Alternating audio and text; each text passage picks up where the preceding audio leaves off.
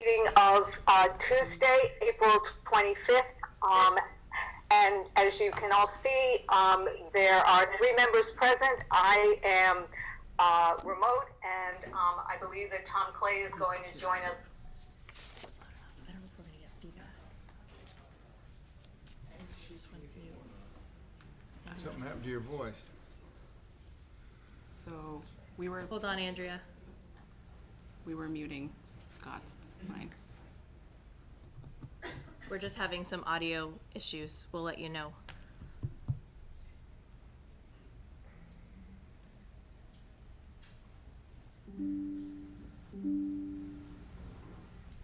Andrea, can you hear us now? I can hear you. Can you hear me? Yes, Yes. now we can. Go ahead. Okay. So, did you hear anything that I just said? No. Okay, so let me start again. So this is the select board meeting of Tuesday, April 25th. As folks can see, we are doing this both remotely and in person. 3 members are there in Westford, 2 of us are remote. So that is the beauty of now being able to do hybrid meetings. With that, let's start with the Pledge of Allegiance, led by Anita, because this is her last meeting. Okay, thanks. I pledge allegiance to the flag of the United States of America and to the republic for which it stands, one nation, under God, indivisible, with liberty and justice for all. Okay, so starting with public forum, the first thing that I just want to remind everybody is that Tuesday, May 2nd is Election Day, and we indeed have several contested elections as well as some that are uncontested, but please get out and vote on Election Day on Tuesday, May 2nd. You can vote in person, and I believe also, and Patty, correct me if I'm wrong, but early voting is going to start, if it hasn't started, is going to start soon. Is that right?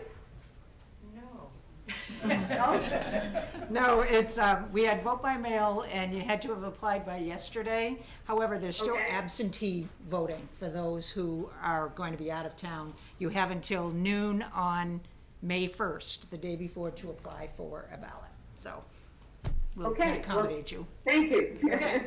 It gets weird. Okay, we have a group of people who we want to acknowledge and recognize tonight for their many, many years of service here in Westford. And I'd like to start with the library trustee, Bob Price. Bob is retiring from the library trustees after 24 years. As a library trustee. Prior to that, he served 12 years as the book sale co-chair of the Friends of the J.V. Fletcher Library. His service and his commitment to the library over the past 36 years is just remarkable. He has been involved in many committees during his time as a trustee. And has held many offices, many office positions while he was on it, while he was a trustee. I believe that Bob is there, and I think Yes. Is Ellen also there, or? Yes. So I believe that Ellen would like to say something, and then Bob. She's approaching the mic. Okay. We just want to recognize Bob for all his years of service. For the last 24 years, there have been numerous committees, the branding committee, the foundation committee, the investment committee, the library facility needs committee, the expansion committee. He has gone to every professional library trustee and Mass Library Trustee Association conference during his tenure and attended every Massachusetts Library Legislative Breakfast, and the number of meetings he's missed can be counted on one hand, probably most recently in the last year. So we are really going to miss him. And Bob, do would you like to say something, Bob? I certainly would. Ellen was here, and she ran away. Just wanted to say that working with the library director and the staff has been a wonderful experience for me. I've learned a lot about how the library works. Too bad I won't be able to make use of it after the election. But I did really enjoy it, and I appreciate the chance to serve the town in addition. That was a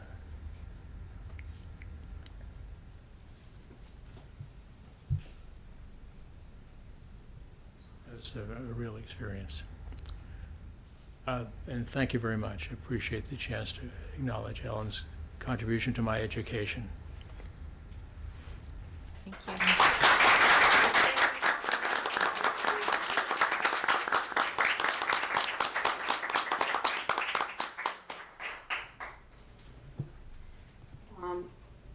Okay. Next, we have 3 folks from our fire department who are retiring.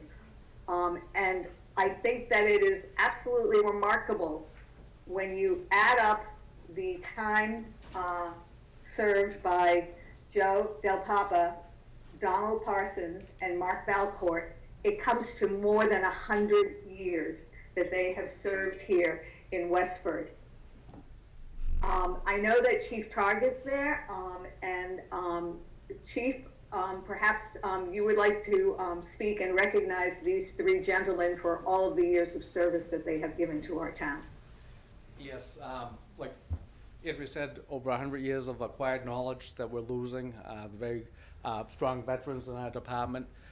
The title of firefighter, officer, captains, lieutenants, and firefighters, they all had different roles in the department. Besides that, they wore many hats, and it's going to be tough to fill their positions. In some cases, it may take a couple people to fill the spots they had, the extra things that they did for the fire department, and they're going to be greatly missed by us. But we want to congratulate them all.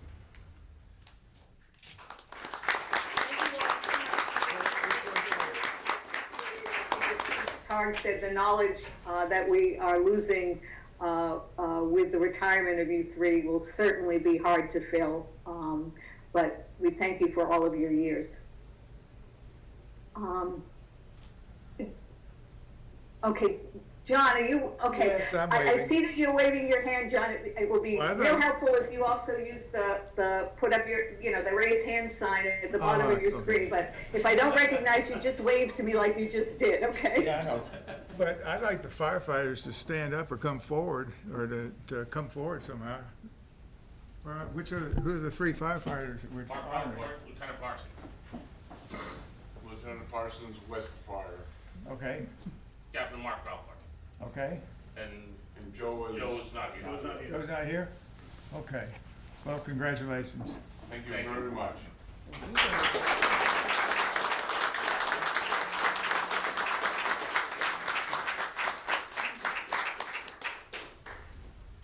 Okay, and finally, we have Kate Hollister, who is not running for re-election after 12 years serving on the planning board. I happen to personally know when Kate began her time on the planning board because she filled my position when I joined the select board in 2010. But Kate has now served 12 years on the planning board. During that time, she served as chair from 2017 to 2019 and vice chair from 2019 to 2020. She's also chaired the Comprehensive Master Plan Committee. She co-leads or co-led the Westford Trail Stewards. She has co-led the Stream Water Quality Monitoring Program for the Stony Brook and the Neshoba watersheds. She's been a member of the Pedestrian Safety Committee. She's been a member of the Community.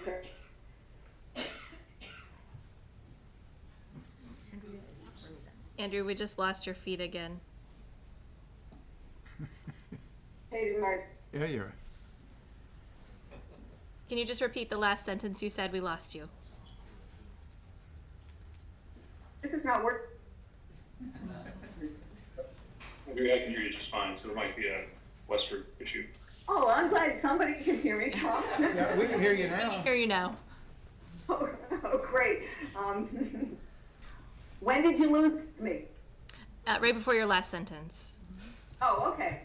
Anyway, Kate has been on a tremendous amount of committees during her time in Westford, not only on the planning board, but on all these various other committees that she has served on.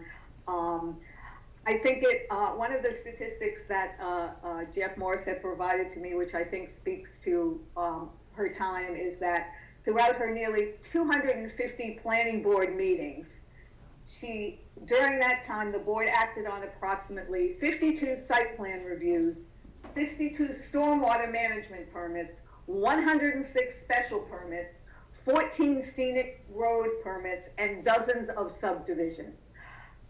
Kate, thank you for all of your service to the town on the planning board and all of the multitude of committees that you have been on. We are so appreciative of all the work that you have done. So thank you very much.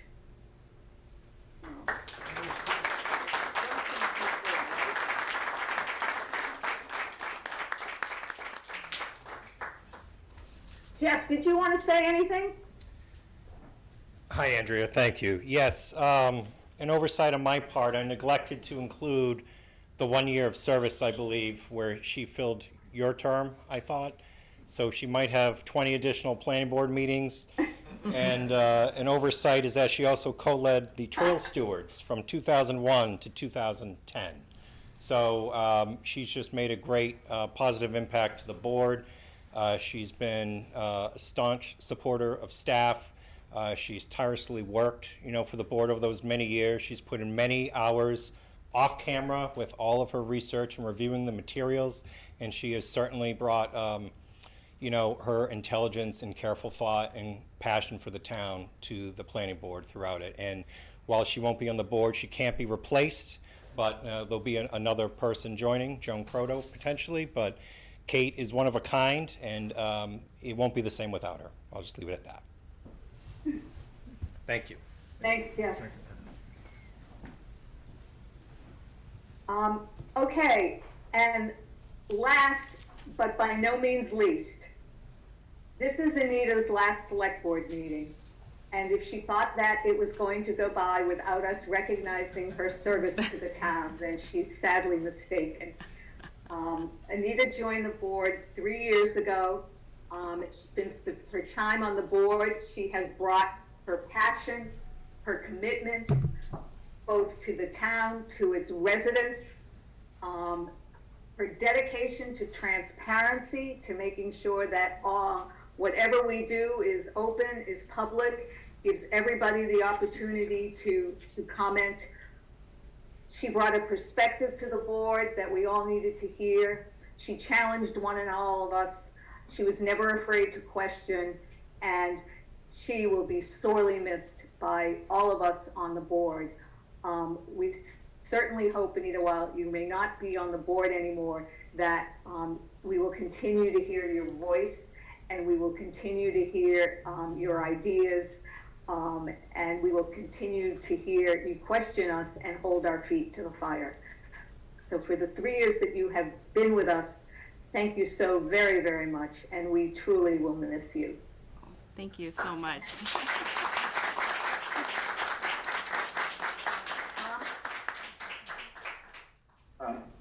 I think you said it all really well, Andrea, but I just wanted to say that I've really enjoyed serving with Anita, and the idea that you brought up with her challenging, I felt, at least for me personally, I want to thank her for helping me sort of raise my game and try to be more perceptive.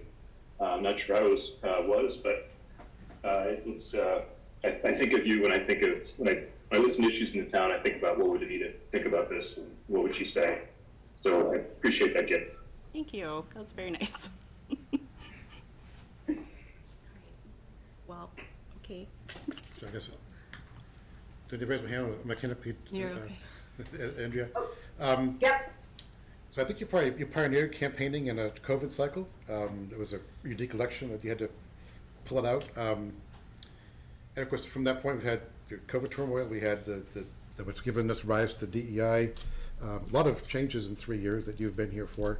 And now we're back full circle. Finally, you're getting to come to a town meeting, to a select board meeting in town hall. So, but it has been great serving with you. I think it was the right person, the right time to fill a lot of needs that we couldn't speak to as well as you have. And appreciate the chance to work with you. Thank you.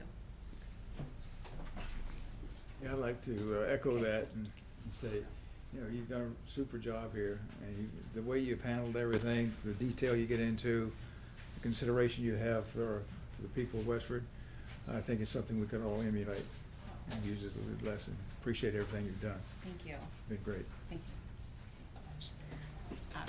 And I'd like to Okay. just thank you as well. I've only known you for a few short months, but from the interview process and through my onboarding, you've continued to ask excellent questions, bring me through your knowledge of the town and town government, bring me through your experience, and I hope that we continue to have conversations throughout my course as town manager, because you have really taught me so much over the past 4 months, and I continue to want to learn more from you. So thank you so much. Thank you. That's so nice, everyone. I just, I mean, I didn't have really anything prepared, and I don't want to be super long-winded, but I mean, just thinking through all the recognitions that we have today, what I learned the most about being on select board, and what I have the most, I mean, I just have the highest amount of respect for all of our volunteers, elected officials, and staff.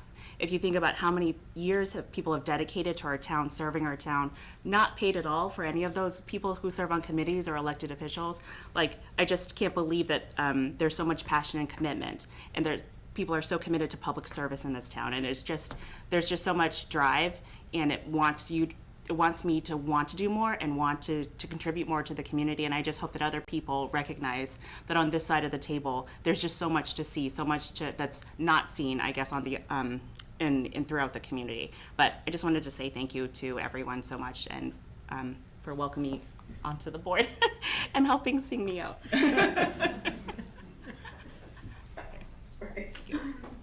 Okay, that is all I have for open forum. Do any of my board members have anything for open forum? I don't see anything. Does anybody from the audience have anything from open forum?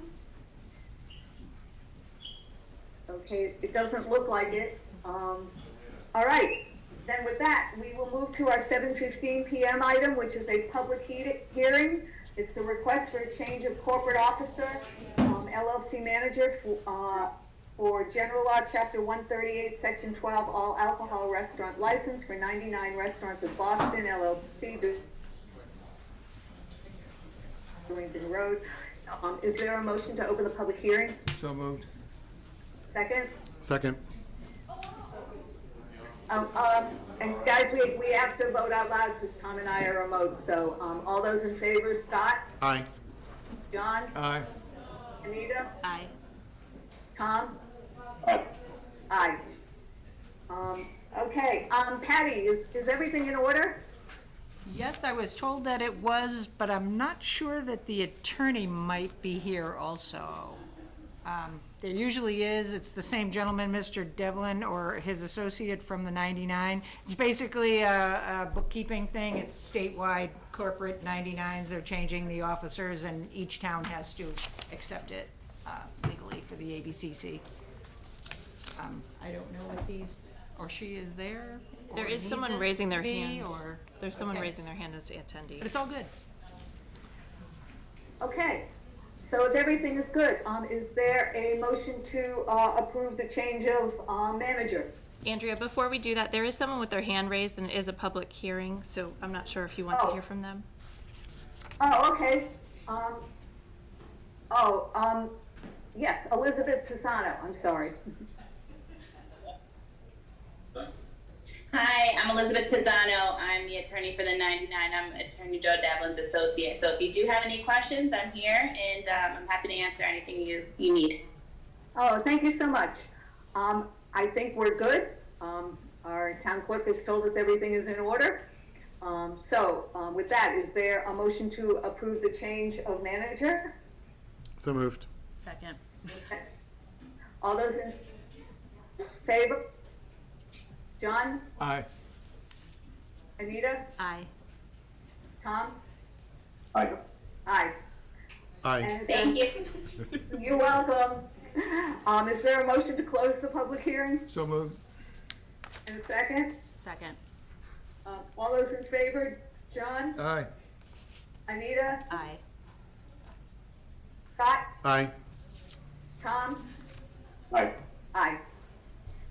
Okay, we are at our 7:20 PM item, which is the consent agenda. We only have one item on our consent agenda tonight, which is the Westford Chorus 40th anniversary gathering. The applicant's the Westford Chorus. The date is Sunday, June 11th, 2023, from 2 to 5 PM. Is there a motion to approve? So moved. Second. A second? Second. All those in favor? Anita? Aye. Scott? Aye. John? Aye. Tom? Aye. Aye. Okay. Our 7:22 PM item, which is a meeting with Westford CAT. This is actually the yearly presentation from Westford CAT about both their operations and their finances. So looks like I think, is it Sarah and Jack who are going to be presenting? Yes. Yes. The floor is yours. Well, thank you. Right. Thank you, everyone, for having us. My name is Jack. I'm the treasurer of Westford CAT, and it's my pleasure, it's our pleasure, to present these results for you. So, as we've reported in the past, we continue to have good results, considering where we were just a few short years ago. We have continued to improve our finances, add capacity and programming. So you can see on your screen that our total revenue is $472,000 for year 2022. Despite a challenging environment where the majority of our revenue comes from cable subscriber fees, and we all know that the long-term trend is slightly downwards. But we were still able to generate a small net surplus, because we have added a lot of capacity and gotten better, quite frankly, as we're learning on how to do fundraising effectively, write grants effectively, but also added a lot of programming that Sarah is going to talk about. Our financial condition remains healthy. Our cash and equivalents are over $600,000, which is actually more than 1 year's worth of gross revenue. That's a good thing, and there's some challenges with that too. I'll talk about that in just a moment. But the most important thing about our situation is that we continue to build, we continue to grow, we continue to serve more people and have greater impact in Westford and beyond. And Sarah will share some of those highlights. Now, having said that, it's not all peaches and cream here. The long-term trend for our subscribers, again, is slightly downward. We are coming up on contract renewals with our franchise agreements with both Comcast and Verizon, so that's a big unknown because that is our primary revenue source. And also, we are looking at possible relocation or building purchase in 2025 when our current lease expires. There's no guarantee that our current landlord will renew at our current rate, so we have to account for that. So that brings us back to that cash and equivalents amount is that, yes, it looks great on paper, and we're glad to have it, no doubt, but at the same time, we also have some major expenditures coming up, so that we continue to be very prudent and operate very conservatively when it comes to that, so that we can make sure that we weather whatever storm may come up. Yep, okay. So, first off, I want to thank you for being here, Jack, but I also want to thank my staff, because the staff at Westford CAT is outstanding. They're doing a tremendous job, and I'm so proud of them all. And I just want to take a moment to acknowledge them, and a lot of them are here behind me, so I just appreciate all that they're doing. Our key areas of operation are public education and government. Those are our 3 channels, but we also cover the local news. So we have 4 kind of products, if you would, that are coming out of the station. Our goals are to expand our impact for the local news coverage in schools and student involvement, and to grow our outreach by helping other agencies grow their reach. So the Council on Aging, Health Department, Library, Schools, Historical Society, PCA, they're all using Westford Cat Services to help spread their messages as well. So in the the slides that we'll be looking at, we track our growth through website analytics and by viewership. And right now we have software that's improved our membership and donation management as well. The next few slides are going to show the impact and growth in these areas: membership and fundraising, our website traffic and YouTube views, and student involvement. So the first slide is the membership and fundraising over the last 5 years. The blue line is the membership donations and sponsors. And this took a dip, of course, in 2020, but I think we're on the rise in 2023, and I believe that by the end of the year, we're going to be tracking at pre-pandemic numbers. The other line, the red fundraising line, covers our events and our camps and our grant writing and that sort of activity. And activities like our upcoming WECO fundraiser in May and our calendar raffle in June, if I might so boldly put a plug in for those two things. We have grown our capacity in fundraising over the last few years. We have a staff member in that role now, and we're tracking for a very successful year, and you can see that our growth went from under 10,000 to over 50,000 this year over the last 5 years. So we've done well and continue to grow our capacity for fundraising to help offset the loss in franchise fees. The next slide will be on the news coverage. Our daily news coverage is tracked. In 2023, we're seeing 644 daily views on our news site, which is it's our website. Our primary website is all about the news. And so in 2022, we had over 213,000 views on our website. And this year we are tracking by the end of, probably by the end of the town elections, we're going to be over 300,000 views since January 22 when we launched this new website.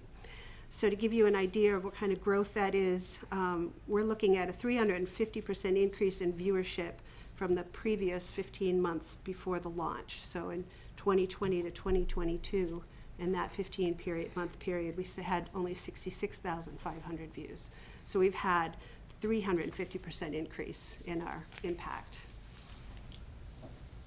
On the next slide, you'll see our YouTube channel coverage and our growth there in the last 5 years. On the next slide. There we go, thank you. So we've gone live directly to YouTube because of an upgrade in our system in 2020. So we could go live directly with meetings like this, graduation, special events, annual town meeting, football games, and then and that goes just live directly to the YouTube channel, which has really driven a lot of the viewership. So in a month's time, we're seeing over 8,000 views, which is phenomenal. That's a lot of reach for our little station. And that's a 581% growth in the last 5 years. And then I think our biggest impact, personally, what I'm very proud of, in the next slide, you'll see our involvement with the students. So in 2020, we had 5 people on staff. 3 of them were working remotely. 2 of us were in the station. And today we have 10 with 6 paid student internships from Westford Academy, Neshoba Tech, Wachusett Community College, UNH, and Mount Holyoke. We're hosting 4 capstone students. We've had several volunteer interns, both college and high school. This year we've hosted Neshoba Tech and WA field trips, covered school sports, plays, concerts, and special events, and have had regular show from WA called After the Bell, talking about school clubs. We offer first job opportunities for students interested in multimedia. They can start by volunteering in our youth media program in the summer, and then they work their way to a paid position. A great example of that is Rachel, who was in the Lights, Camera, Action summer program when she was in middle school. She came back to volunteer as a freshman and then has been on staff now for almost 2 years. Ryan had a similar path. He took the Lights, Camera, Action as a kid, volunteered after graduating high school from Neshoba Tech, and now he's on staff while going to Wachusett Community College. So those are, two great examples of the impact that we can have on kids in the town. We've hosted students from the 3 area high schools, Innovation Academy, Charter School included, as well as Westford Academy and Neshoba Tech, and 10 colleges and universities. So I think, those show the overall picture and health of the organization and our involvement, our growth, and our impact. As we look forward the next 3, 5, and 10 years, the bottom line is we're looking to continue to do more and do better, right? We cover more meetings, we cover more events, we cover more sporting events, which of course leads to more views, reaches more people. It helps us also with our fundraising, which of course allows us to build the capacity to do more, and on and on and on, right? It's kind of this nice cycle. So, part of our long-term plan is we still need to continually upgrade our equipment because technology moves forward, after all, right? Which allow us to better integrate with the town network and store more videos and recordings that we do, provide the resources that we have been to the community, including obviously our TV studio, but also our podcast studio, which gets tremendous use by the community. And the students are learning. We can host more people and bring on more staff, et cetera, et cetera. So we're looking to continue to do those things, right, and be the premier cat station in the region, which we talked about this. We think we already are, but we definitely want to be by every measure. But again, challenges do remain. I mentioned earlier how we do have a nice cushion of cash, but we have to account for these capital purchases. We have to account for the unknown in the upcoming contract negotiations with Comcast and Verizon, and also we have to make plans for a potential move. It's not like moving. Moving is never easy, but in our case, we have to move studio and equipment and lights and cameras and TriCasters and all sorts of, right? We're not boxing up office supplies here, right? There's a lot to this, and so you see on that last item there where we have estimated budget for about $1.5 million. Now, mind you, we don't have $1.5 million on hand, right? We think it's going to cost $1.5 million, so we are continuing to build and build and build and get to that, so we can cover that, and obviously with your help as well. So, did I miss anything? No, just, that upgrading the studio infrastructure has been an ongoing process since the pandemic threw us all into this remote meeting space, so this hybrid meeting space now. The ARPA funds have allowed us to improve and replace some critical equipment in the town hall and in the Millennium meeting rooms that would otherwise have drained our capital income from Comcast. So we're looking to improve the hybrid meeting experience, expand long-term archiving for meetings coverage, and then upgrade our security, the efficiency, and connectivity to town fiber. And that's our goal for the next year. Any questions? Thank you both so much. Do board members have questions, Tom, or comments? Tom? First, apologies for the background noise and any connectivity problem. I just want to thank Sarah for her leadership, and Mary for her current board leadership, and Jack for his leadership on the finance side. It's been a pleasure. I'm the liaison with Westford Cat. It's been a pleasure working with them. And I think the biggest thank you is just for your contributions to the sort of civics of living in today's world, where you really helped during the pandemic, helped keep us connected. So it was a tremendous service to the community, and I think I hope it's an opportunity too. I hope that we keep connected in all kinds of new ways, and Westford Cat's really been at the heart of that. And also, just from a finance point of view, I think they're focused on the right things. It's not an easy road ahead for cable access television anywhere, but I think this group is looking at the right stuff and the right challenges. So, appreciating you. Thanks. Thanks, Tom. Thank you, Tom. Anita? Yeah, I just used the Zoom function so Andrea could see. Thanks for the presentation, because I feel like I've seen this for a few years now, even before I was on the select board, and kind of following Westford Cat and how it's been going, then transitions. So it's really great to see kind of where it is now and all the leadership and stuff that you've provided, Sarah. It's been remarkable. I just have a question about the timeline for the Comcast and Verizon negotiations. Like, I guess, what's the timeline for that? Right, so it's the renewal starts in 2025. The contract, the preparations are already in motion with the Communication Advisory Committee, that's the town committee. They are putting together and working with council to put together the contract. So we should have something all settled by 2025. Having said that, I mean, there are a lot of unknown variables based on how they calculate the payments to the town. We do get a capital allocation from them for the purchase of capital equipment, but that number hasn't moved in, I think, about 10 years. In the last 10-year span, it was set at 10,000. It did not have an escalator, so every year we get a 10,000 lump payment for capital improvements. So that's something that, you know, we're looking at, because obviously you think about time value money and inflation, right? 10,000 today is not the same as 10,000 10 years ago. So there's a lot of moving parts. We're optimistic, but we're taking, we're putting it together so that we can be prepared when we actually initiate talks. Have you been tracking what other sort of comparable organizations like other PEGs were on the state and what their negotiations have been like? Yes. And do you have a sense of how they've been going? Yes, we have some idea.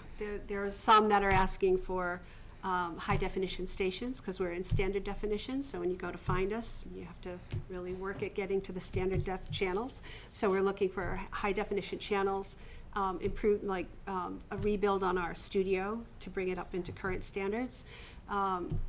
Where Verizon apparently is only doing a 5-year renewal versus the 10-year contract with Comcast. There's other things in motion at the state level with the streaming bill and support around that, and trying to get that moved through as a possible source of income down the road, but that's still an unknown.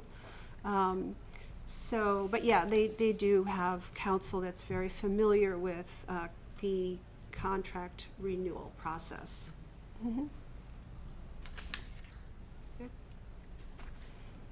Okay, so on my screen, I see that somebody, all it says is Westford Select Board, but I know one of you guys has your hand up, so whoever it is, go ahead. That was me. I was trying to follow directions. And I appreciate it, but it doesn't say your name on my screen. No, I just want to say thanks. I've been around long enough to remember when you were here, I think 4 or 5 years ago, we weren't sure if it would be a going concern. And now we're, I won't say thriving concern, because I know you're very cautious, but certainly a very, very capable concern. You filled the void of lack of print media with your services, and through COVID certainly informed the community when it was tough to always inform the community. So yeah, thanks for your success. Look forward to further growth with Westford Cat. Thank you. Thank you. And look for the news show. Ben's going to be in the studio tomorrow recording our news show again. It's coming back. So it'll be back. Are you in the garden this year, Ben? That's Nick. Oh, are you in the garden this year, Ben? Yeah, Okay. just did the staking today, so just did that a little earlier. Ben was, and I met Ben for the first time last year, like his first in the job, I think, at the community garden. We're both putting our plots in, so. Okay. Good.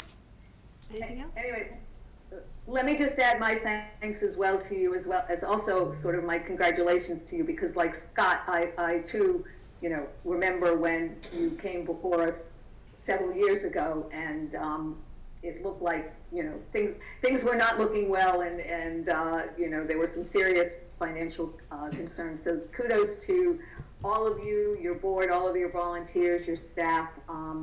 Westford Cat is certainly a very integral and important part of our community today, and keeping everybody informed and up to date. So thank you very much. Well, and thank you for your trust and confidence in us, and sticking with us during that time. And really, to all our members and supporters and donors, a big thank you to to all that support.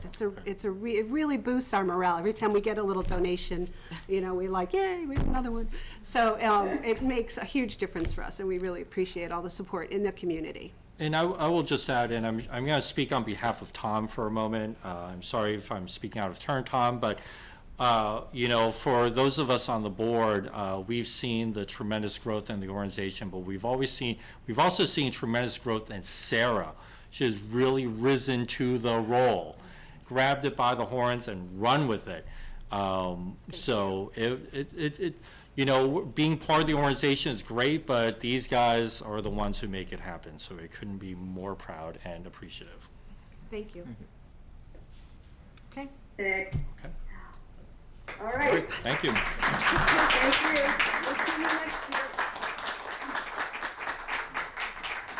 Okay, moving on to our 7:35 p.m. item, which is a continued discussion about the proposed bylaw. When we last met, we sent Jeff Morissette, our Director of Land Use Management, away with some comments and some requests. And so, Jeff, I believe you're back tonight to report, and with you is Deputy Chief of Police Ron Palaskis. So the floor is yours, gentlemen. Thank you very much. Jeff Morissette, Director of Land Use Management. So as you may recall, at your April 11th meeting, you held a joint discussion with the Planning Board to talk about the proposed zoning bylaw amendment relative to firearm businesses. And so the boards did actually seem to reach consensus at that meeting. However, we were given a particular task to try to provide a little more guidance with respect to one of the possible buffers, specifically the locations where children commonly congregate. And so we took a look at that. We have a fourth version of the draft bylaw in your packet. The changes are shown in red line. And so one of the things we tried to do is to add a little more control and guidance to what that might mean, those locations. And so we added 5 points for consideration by the Planning Board, who was decided to be the special permit granting authority. The first is simply whether or not the children congregate in a specific place according to a schedule. The second is how frequently the children congregate in the specific location in a scheduled and structured manner, and whether the purpose of congregating is designed or targeted toward children, and whether the children congregate in groups of 6 or more. And then lastly, we added information that might be contained in the business certificates and or articles of incorporation for the businesses at the Secretary of State's website. Sometimes there's information specifically provided there that speaks to the purpose of the business, why they're organizing, and if they have a particular target audience. So that is all information that we thought might be useful. Also, based on some of the comments received at the joint discussion, we also added a thought about what is not intended to be included. So currently there's a line that says the one-on-one instructional services are to be excluded, and then locations where children happen to congregate but not in scheduled structured activities. So an ice cream parlor, a pizza place, Five Guys, there might be multiple children there, but we don't feel it's the intent that folks were looking for. And so we did have this language reviewed by town council. They thought it was legally tenable and defensible. Certainly, if it's not to your liking, it can be further adjusted. We also made some other changes based on the joint discussion, such as designating the planning board as the special permit granting authority. And at the request of the select board chair, we did reduce the number of special permits to be issued for firearm businesses from 5 to 4. And I believe that intention was to acknowledge the recently approved firearm business at 359 Littleton Road. I would not be surprised if the planning board at their meeting coming up on Monday, they may want to reflect back on the number 5. They may want to adjust it back to 5. I don't know, but that's just based on their prior comments. And so the changes are there in red line. I'm happy to try to answer any questions you folks might have. And in general, if you're overall satisfied with the revised language, we would be looking for this board to see if you're willing to vote to co-sponsor a zoning amendment with the planning board formally. And they would be meeting at Monday, their next meeting, and they're going to take a similar look at this revised language. And if they're amenable to that, we would then commence with the public hearing process by getting the public hearing notice drafted. Thank you. Thank you, Jeff, and once again, thank you for all your hard work on this. I know we've kept you on a tight timeline and a tight time frame. I have helpful staff too, so they're. Well, we thank the staff as well. So comments or questions from the board? Since Yep. I raised my hand online, it doesn't work. So thanks, Jeff. You know, 4 or 5, I'm not sure that that's worth quibbling over. I guess the question I have is on process. So if we were to, I've got problems with the restrictions on that we just sort of outlined tonight, but as this goes through the process of public comment, does the planning board react? I mean, clearly they'll listen and respect the input, but typically or do these things change as the public comments upon them, or is it pretty much here's what it is, and absent some unforeseen problem that it kind of stands? So that's the very nature of the purpose of the public hearing process. So it's to hear the input from the public. The boards can consider that, and it's not uncommon for language to change throughout that process. Sometimes something that wasn't thought of before comes up, and you try to resolve that as part of the process. The part that we try hard for at the beginning, though, is to make sure that the public hearing notice is sufficient, such that if things change throughout the public hearing process, that it's still valid for when it makes its way to town meeting. So we want to make sure that we're broad enough and yet specific enough at the same time that if things change, there's not going to be an issue when it makes its way to the Attorney General's office if it makes it past town meeting. So I think I would certainly expect that there would be changes throughout the public hearing process for something like this. And I think that's natural and to be expected, and we just got to be mindful of that when we draft the public hearing notice.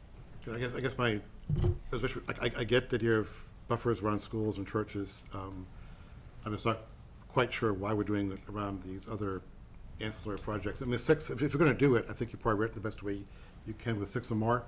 I still think we're open to that problem of you've got business. It's very rare to build a new school or a new church in this town, but it's very common to change businesses with taekwondo or judo or whatever. So I think we're just asking for future troubles by that, but that's just my opinion. But we'll see what happens with public comment. Tom? Thanks. So I just wanted to thank Jeff and his team for thoughtfully considering this. I guess my logic for these exclusions are what is sort of like a school or like a church in terms of children congregating. So I think the logic plays out for me. And also, just my opinion is, I think the logic is that we can serve the legally entitled needs of the many Westford gun owners, legitimate welcome gun owners in town, with 5. So I would think we already have 1, so 4 is a better number from my point of view. But I respect the planning board's sort of partnership on this, so thank them for their work. John? Yeah, I'm okay with the change from 5 to 4. I had one other comment though I wanted you to take a look at on the insurance part of the requirement. It just seemed that the way that was worded, you might want to just take a look at if that's the normal wording for a clause like that. And is that common? A common insurance clause to have? We've noticed it in several other zoning bylaw amendments relative to firearm businesses. We've seen such language in some specific decisions that we've issued in town, but not in the bylaw itself. Okay. So I just asked you to take a look at just the way that's phrased. We're happy to do that. Okay. Anita? Yeah, I just also wanted to express my thanks for this draft. I also feel comfortable with how it is, and I appreciate that you went down from 5 to 4, considering the one that's already been approved. And I was really curious how you were going to write out these different businesses that would be catering towards youth or people under 18. And I appreciate the flexibility in the language here. And I had a similar question, Scott, of like, businesses changing. How is the SBGA going to kind of handle that since it comes and goes? But it says that the following criteria may be considered by the SBGA. So it's not firm and it's not final. And so the SBGA would have that flexibility as businesses kind of move around. So I feel comfortable supporting this and moving it on to planning board. Just one other question, Jeff. I think we had the answer kind of sort of last time, but my biggest concern is the display of firearms that aren't mass legal in a Massachusetts gun store. I know that town council opined we can't say they can't stock them because they could be selling out of state, via mail. But can we say that? I mean, if you show it, you're asking for inquiries, you're asking for potentially theft. I mean, to me, it seems like if we cannot put them out there to be displayed, it'd be a good thing. But do we ever get an answer beyond the thoughts of council on that one?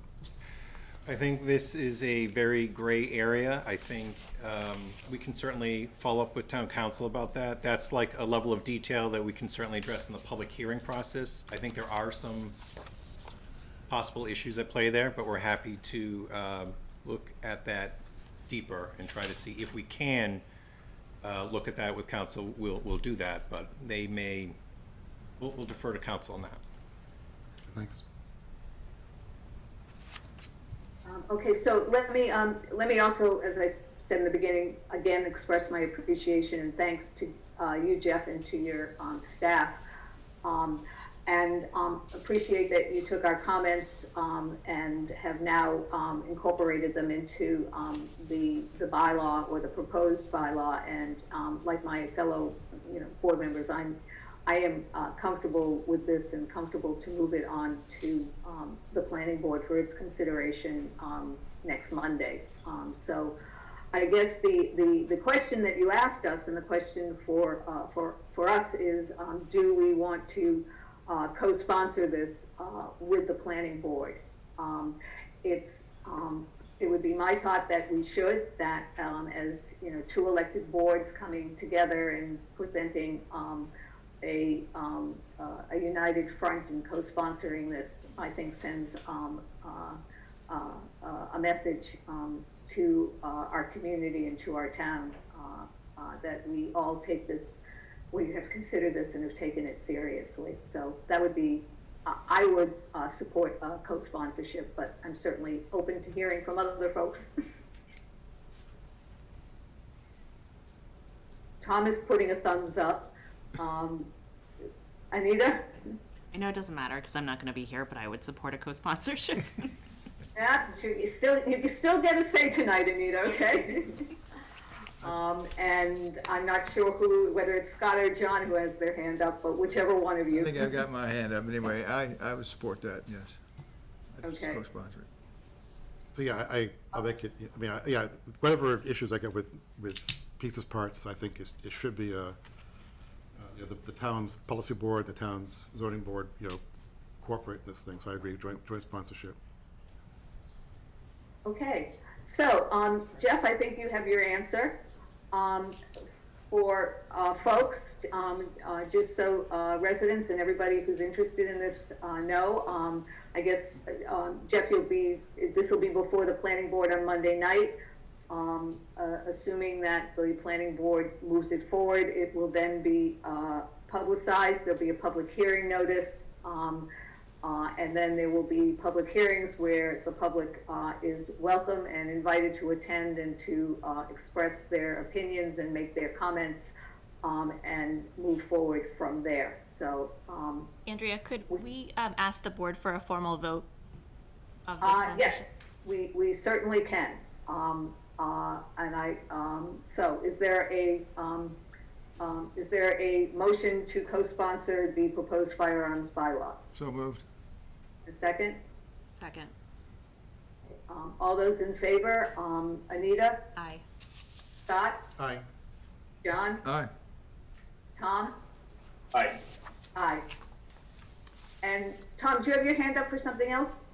I do. There was a bunch of public questions about sort of the sequence of Right. when these new rules would apply and to whom. So if we could just reiterate, once the public notice is issued, if a new person comes and applies, my understanding is, and Jeff can correct me, they'll go through the normal process as currently defined, but would be subject to review if this bylaw change was subsequently approved by the town and by the AG. So there's sort of a line in the sand once the notice goes out. That's generally correct, yes. So if the planning board, and we expect the planning board meeting on Monday, this agenda item to be relatively brief, they're essentially going to perhaps repeat the same exercise that you folks just did. And if they're amenable moving forward, we're immediately going to work on preparing the public hearing notice.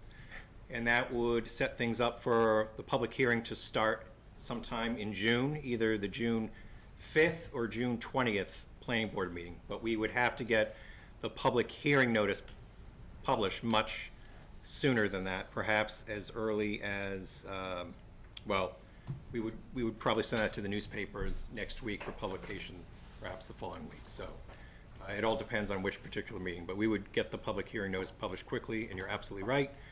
It defines it.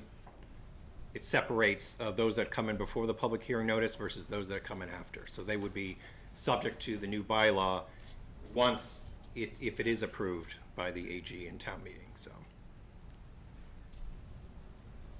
Great. All right. With that, Actually, Andrew, I think maybe a question in the audience.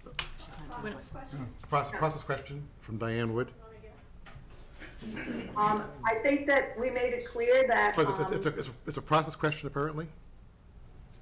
is it a process question and it's not related to the bylaw? She's nodding her head yes. It is related to the bylaw, but it's a process question. I'll ask a process question instead. Okay. And I don't know if it's Diane's or not, but could you, I know you've gone through this like 5 times already, Jeff, but could you go over the timeline again of, okay, public hearing, potentially in June 5th or June 20th. Is there only one public hearing? What happens in general? So I would normally not expect this to take a single meeting. I would expect something like this. There'd be the initial opening of the public hearing, and then there'd be probably much public comment. The board may have questions for town council. So I expect it would be an iterative process taking multiple planning board meetings. So the hearing would take multiple meetings. Okay. Under normal circumstances. And is there an end date that's determined on the public hearing, or does the planning board decide? Nope, the planning board will conduct their public hearing and conclude it when they feel it is appropriate. So unless there's some bookend at the backside as far as a particular town meeting it's slated for, you know, if there's a town meeting other than the regular special town meeting, that could change when they might need to wrap things up in order to meet the required timeframes for concluding a public hearing prior to and providing the recommendation to town meeting. But if it's the October town meeting, they can take what time they need to get to where they feel they should be. Yep. Diane, did that answer your process question? She's nodding, yeah. Okay. Great. All right. With that, thank you all. Thank you, everyone. Thank you all. And certainly, once we know that the public hearing notice has actually been published, we'll certainly, at least at the select board meetings, we'll announce that, and we'll keep everybody apprised and advised of that information. So, thank you. Thank you very much. Thank you. Okay, our next item is a request to authorize the town manager to enter into an electricity supply contract for the town and school buildings for a period of up to 36 months beginning in December 2024, and to enter into a gas supply contract for the town and school buildings for a period of up to 36 months beginning in March 2024. So, Kristen, is this you and, Yes, Eric? I'll start the lead and then turn that over. So, at your last meeting and previous meeting, we introduced the fact that the town of Westford goes out to bid traditionally every 3 years for their energy supplies related to electric and gas for municipal buildings and school buildings. And we were alerted by our contractor, Tradition Energy, that now might be a good time to look at rates coming up for December of 2024 for 3 years after that for electricity, and then February, March 2024 for gas, due to how the markets are operating. Since your last meeting, myself, Assistant Town Manager Eric Heidemann, Sustainability Coordinator Sue Thomas, and the Energy and Sustainability Committee have reviewed the numbers and whatnot with Tradition Energy, and they are here today to help walk us through what we'd be looking at in terms of signing those contracts and what the markets are like and why we would want to sign those pretty quickly, meaning this week, because we've already actually seen an increase in electric and gas from when we presented the numbers to you last meeting. So there were 2 memos that were sent to the board. The first one went out April 20th last week with numbers from last Wednesday or Thursday for an annual contract, and then those numbers have actually escalated over the past 3 days. So another memo was prepared and issued to you today, dated April 25th. So I'm going to turn this over to Eric to give a bit more overview. We do have Tradition on the line if there are specific questions, and then we also have a memorandum and from the Clean Energy Committee who met last evening, and I believe Mike Berlinski is here to answer any questions related to clean energy. And again, this is for town and school buildings. The next agenda item, we will be discussing energy aggregation for residential and commercial structures on the private side. So Eric, do you want to just fill in a little bit where I might have missed and introduce any more information? Sure. Thank you for that introduction, Kristen. So as Kristen mentioned, you'll see here on the screen, we're showing some estimated cost projections for both electric and natural gas. One thing that we're taking into consideration is trying to apply additional renewable energy to our contracts in the future. That's one thing we'll be talking about with the next agenda item with electric aggregation. We also asked the Clean Energy and Sustainability Committee last night to weigh in on their opinion about adding additional renewable energy to, say, our electric contract for the municipal and school buildings. This is a little bit different because these accounts are funded through the town's operating budget, so therefore if we added additional renewable energy, we're therefore just increasing our expenditures in future fiscal years. As you'll see here, without even considering additional renewable energy for electricity in FY25, we're looking at about $150,000 for 25 and 26. So we brought this information to the Clean Energy Group, and Mike, I believe, is right here in front of me. I see him. He may want to speak to this, but the committee felt that their preference was to get solar on our buildings here in town versus adding renewable energy credits to these accounts. Eventually, they would love to be 100% Class 1 renewable local recs, but the finances behind it are very tough for the town to entertain. So with that, I don't know if anyone has any questions. Sue is here, and we also have Meredith Casper from Tradition Energy, who is able to answer any very difficult questions you might have. Can we hear from, I know Mike has given us a memo, but for people who are watching, can we hear from Mike as to what the Clean Energy and Sustainability Committee recommended and why they're recommending that we continue to put solar on our municipal and school buildings? Sure, thank you. Hi, Mike Berlinski, Chair of the Clean Energy and Sustainability Committee. So we did meet last night to discuss this and the next agenda item. And as I summarized in the memo, we certainly do support greening the town municipal and school electricity supply. However, in this instance, we understand the budgetary pressures and we understand cost and those forces as well. So that's why we do not at this time recommend additional purchases of renewable energy on top for the municipal and school contract.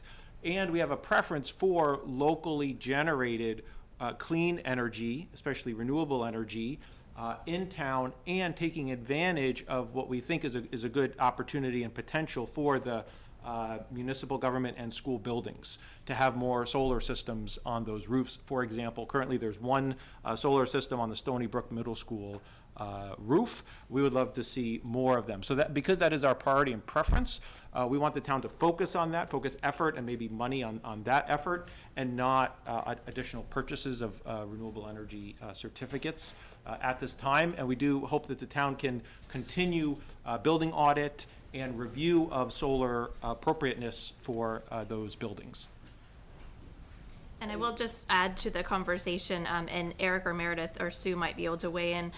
The energy that we would be purchasing does have a source of renewable in Massachusetts. That is a requirement by the Massachusetts state law, and that has an escalator on it every year. So there is a link in the memo with that information. So we are, in a sense, purchasing some renewables. It's just not the add-on that may be looked at in the future. Thank you. Questions from the board? Tom? Welcome, Meredith. I guess I'm going to support the recommendation here, but I would like to hear from you why this duration of contract and why your forecast is that now's the right time to lock in what is this astonishingly higher rate. What makes us think that this is the right play given the natural commodity cycle that's going on in energy right now? Yeah, absolutely. Thanks, Tom. And thank you everyone for having me this evening. Meredith from Tradition Energy. So we're actually coming off of some interesting lows in the natural gas market, believe it or not, even though those lows are not nearly as low as some of the pricing that we've been used to, that Westford's been able to secure in the past from the late 2010s and early 2020s. We're coming off of the most mild January and February that we've ever seen in terms of modern day meteorology records, which has allowed us very minimal amounts of heating demand, coupled with strong levels of natural gas production, which has actually caused a decline in the natural gas market since last fall. Since mid-March, as Kristen mentioned earlier, the market has picked its head back up a little bit. We've moved off of those 2023 lows just slightly for electricity and natural gas. But the pricing that's available today to the town of Westford in the third-party supply market is very competitive compared to the other option, which would be National Grid and those standard default rates, which recently have reached all-time highs, as I'm sure many of us are aware. Thank you. John or Scott, whoever's got their hand up. Yeah. Well, I agree with holding off in the additional part of it and going with the solar panels. I think your recommendation, I agree with that, Mike. Okay. That's what I was saying, I know we delayed this a couple of weeks, but I think it was worth doing the due diligence to get those numbers, so I appreciate everyone's scurrying over 2 weeks to get all this pulled together, but I think it is worth it to know it's a 3-year or so decision that we've done it in a smart way, and appreciate Clean Energy's your willingness to pick and choose the battles and go with the solar and not every option that's out there.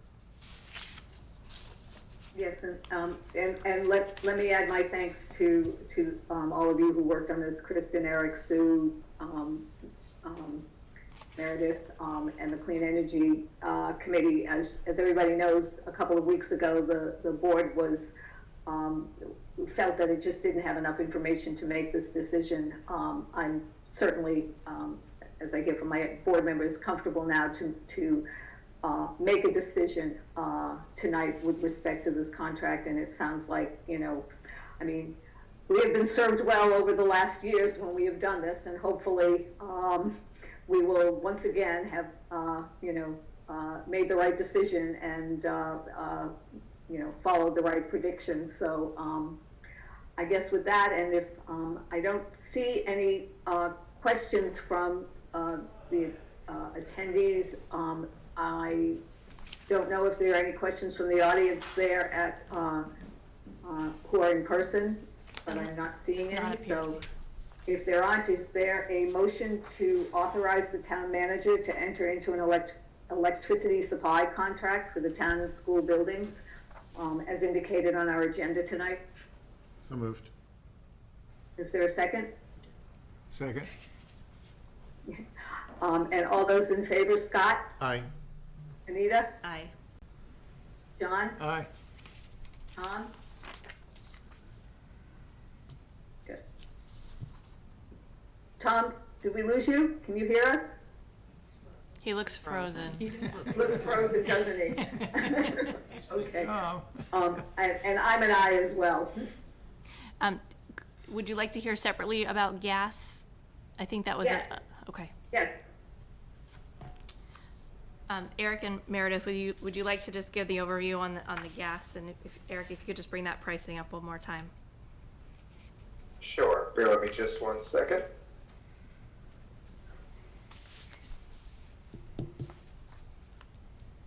Actually, while you're doing that, Tom, you were frozen. I'm back, hi. Hi, we voted to authorize the town manager to enter into the electricity supply contract. Would you vote in favor of that?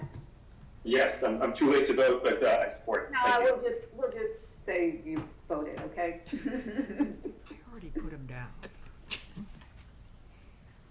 Okay, we're back to gas now. Okay, so here is the projections for natural gas. As you see, it's a similar picture to what we're seeing for electricity. We're definitely going to see some rate increases going up from about 5.6 per decatherm to going up to 9.5, excuse me. So you could see the incremental costs for FY24, an additional cost of about $60,000, and FY25 about $180,000. So we're hoping to take a proactive stance like we have in the past, like we've said, and secure some contracts. Great, and Eric, if I may just add, I know when I was just talking about electricity, I talked a lot about natural gas and the impact that the recent weather had on the gas market. We often find ourselves talking about gas when we're talking about electricity trends because the two commodities are integrally related, especially in markets like New England, where even though we have a tremendous renewable mix that continues to grow, especially here in the state of Massachusetts, the majority of the electricity that's generated across ISO New England does come from natural gas. So there's quite a trend in the market in terms of when a price moves in one direction, it also affects the other price.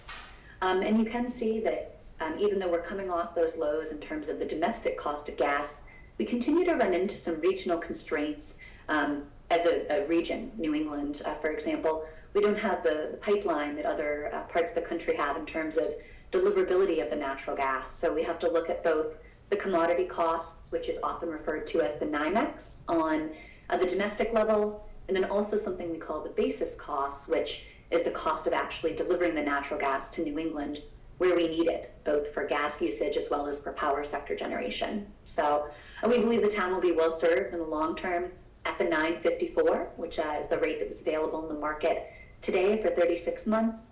And the way that you see these cost projections escalating a little bit differently, for example, on the gas side versus the electricity, it just has to do with the timing of the contract. It doesn't match up quite perfectly with the fiscal year, which is quite all right, but because the natural gas contract expires next March, that's why you see sort of a slight step up from FY23 to FY24, and then a larger step up from FY24 to FY25. Thank you. Anybody have any questions or comments? Okay, I'm not seeing any, so is there a motion to authorize our town manager to enter into a contract for gas supply for the town and school? So moved. Second? Second. All those in favor, Scott? Aye. John? Aye. Anita? Aye. Tom? Aye. Aye. Thank you all very much. And Kristen, I think you have your marching orders. Thank you. We'll be reviewing the market tomorrow and hopeful for a level or reduction in the pricing. Okay. All right, so concomitant with this discussion, we're now moving on to our discussion on a new contract for Westford's Community Electric Aggregation Program. I guess Eric, is this you and Mike Berlinski again? Yeah, I'm happy to do it together with Mike. I think he's still sitting at the table up there. I see him. Okay. So just, Great. just before we get into this, I do see a hand from Emily Teller. I'm not sure if that's related to the last item or this item. Andrea, I'm not sure what you want to do. Emily, sure, can you unmute her, Eric? Thank you. It was related to the last item. And I'm just, am I still there? Yes, you are. Okay. I just wanted to ask, you sort of traded reps for solar on our municipal and school buildings, and I'm just wondering who will be leading the charge to make that happen? Can I answer that? You certainly can, Eric. Jump in, Eric. So we're actively re-engaging with Amoresco, which is an energy service company. Kristen and I had an initial kickoff meeting with them. We are planning to finalize an investment grade audit through them, which will include a component of solar projects. We do have about 61% of the town's electricity being procured through 2 virtual net metering agreements. So we do have to take that into account when we add solar to our buildings. But we are hoping to get those conversations started again soon, since we're already contracted for the break fee anyways, for that investment grade audit. So will it be years until we have a solar put up somewhere? I think Jeff has been, Jeff Goodwin, our facilities director, has been working to ensure that Blanchard is solar ready. MSBA actually agreed to reimburse or partially reimburse the town for some costs associated with determining the solar readiness for that project. So that's one thing that's working on, and we are anticipating that'll likely be our next solar project, as we have already been working on it for quite some time. Okay, thank you. I just don't want it to slip now that we've, traded apples for oranges. Thanks. Thank you, Emily. Okay, so now we're back to the discussion on the community electric aggregation program. Okay, I'm back again. So I have Sue Thomas here with our sustainability coordinator and Patrick Roach, who's with Good Energy.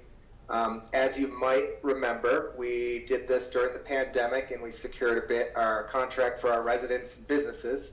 And it's actually served everyone extra well over the last 6 months with the high rates from National Grid. So it's been really worthwhile for us having this program. We've actually been hearing that it's taking 2.5 years for communities to get new aggregation programs approved. So it's great that Westford already has one. So here we are tonight. I'm just going to pull up the memo to go over the few things that we're looking for some input from in terms of the board. So we are looking to participate in a bid process, which will be held on May 2nd and managed by Good Energy. So that's kind of the first piece. As you may recall, we did add some additional renewable energy choices last contract, and we set the default rate at 10% additional renewable energy. We are looking for some input in terms of what those options might look like in the next contract, and then lastly, what the default might be.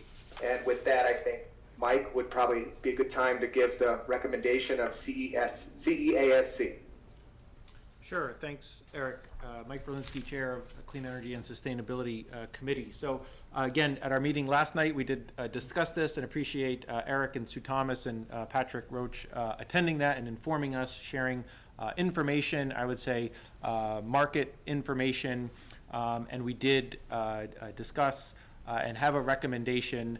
I will note that I understand there were a meeting or some meetings today, so there might be some new information from what we had last night, but we did make a decision with the information that we had last night. And again, given our desire to maximize the renewable energy content of the town electricity supply, and again, this is focused on the residents and businesses, but also be conscious of the cost of doing so, of purchasing additional renewable energy in the form of certificates or credits. So we recommend the town continue with the multi-town aggregation to leverage purchasing power of multi-towns to secure those electricity contracts. We do think cost savings in that is good. But we do recommend, just considering different options in future renewals, because we think it's worth just exploring different ways to go about that bulk purchase of electricity. But for now, we do think it makes sense to buy in bulk with other towns. And then in terms of our town participation levels for customers, we do think it's appropriate to continue where the default level includes some additional renewable energy content as it does now. And we think that number should not be less than 10% as it is now. So we'd love to see it as high as possible. Again, we understand there's additional cost to go higher, so we do think not less than 10% for that, for the default. And with the additional renewable energy in the form of a certain kind of renewable energy, which is the Massachusetts Class 1 renewable energy certificate. So that is a higher quality renewable certificate, and Patrick Roche can talk about that. That means that it's local New England general renewable energy and more recent. So that really focuses on additionality of renewable energy with our purchasing power. Also maintain an opt-down level for folks who are cost conscious and want to have the more basic product, as Kristen said, with the state minimum. Also have an opt-up option, and as we do now, but just simplify that to one opt-up option at 100% total renewable energy. So consumers like myself who have opted up can opt up and buy additional renewable energy so that they can have the equivalent of 100% renewable energy in their electricity supply. So we think those options, a higher default, an opt-down, and an opt-up, is appropriate. That's similar but a little different than what we have now. And again, that's trying to maximize renewable energy but be cost conscious at the same time. I will note that some members wanted to go to as high as 20% additional for the default, noting that Good Energy serves towns that have a range of anywhere from, say, 5 to 35%. So I think Westford would be in that range at 10 or 20%. We think it would be great to go, as much renewable energy as economically feasible. But that recommendation didn't work last time we came to the select board. We said, could we settle on a number? So the number we settled on was, no less than 10%. 10% would be acceptable. But again, if the board is, interested in an even higher number, that would be great. So I do think it's important to take into account, the goal of net zero for greenhouse gas emissions by 2050, as well as the cost of buying these additional RECs. Thank you. Andrea, can I just add one more thing? Of course. So I'm going to put a chart up, and I would love to have Patrick explain it, because I think it really is important for this conversation to kind of understand the proactive stance that the state government's already taken to ensure that we have renewable energy in our electric supply. So Patrick, if you can explain kind of what this chart is, I think that'd be really helpful for everybody. Sure, Eric, and thank you for having me. So Patrick Roach with Good Energy. We've been the town's consultant for the Westford Power Options program since it began in 2016. So the chart that you're looking at here shows the minimum state standards by year for renewable energy. So every electricity supply has to meet this minimum standard. The most important column is the one on the right, the total. The columns in the middle are the different subsets we have many different types of standards in Massachusetts, but the Department of Public Utilities has given guidance that we have to add all these up, and we have a total number that is the minimum renewable energy content in every electricity supply. So what's great actually is that, actually during the last 3 years of this contract, the state has made statutory changes and regulatory changes to increase and accelerate the total renewable energy content, the minimum. So here we are in 2023. The minimum is actually 59%. And that's going to be going up a bit. And if you look at all the way at 2030, that minimum is actually going to be about 93%. And so when you take Westford's, just to put it in context, your current contract has that default product that adds 10% renewable on top. So actually, Eric, if you just go back up for one quick second. So that means that here in 2023, the default product in Westford is adding 10% on top of that 59, so that you are actually 69% renewable. So just the one useful sometimes piece of information from this is that if you just kind of maintained that 10% and projected it out, you'd actually be hitting 100% or a little bit over it by 2030. Now you can certainly get there earlier if you want, but that's just a sort of a helpful kind of to position you on where you are on that path. And then, yeah, I think, Eric, you were headed down to the next piece here. I think the way we really like to help communities think about their extra renewables is, we can't project savings, and we don't project savings.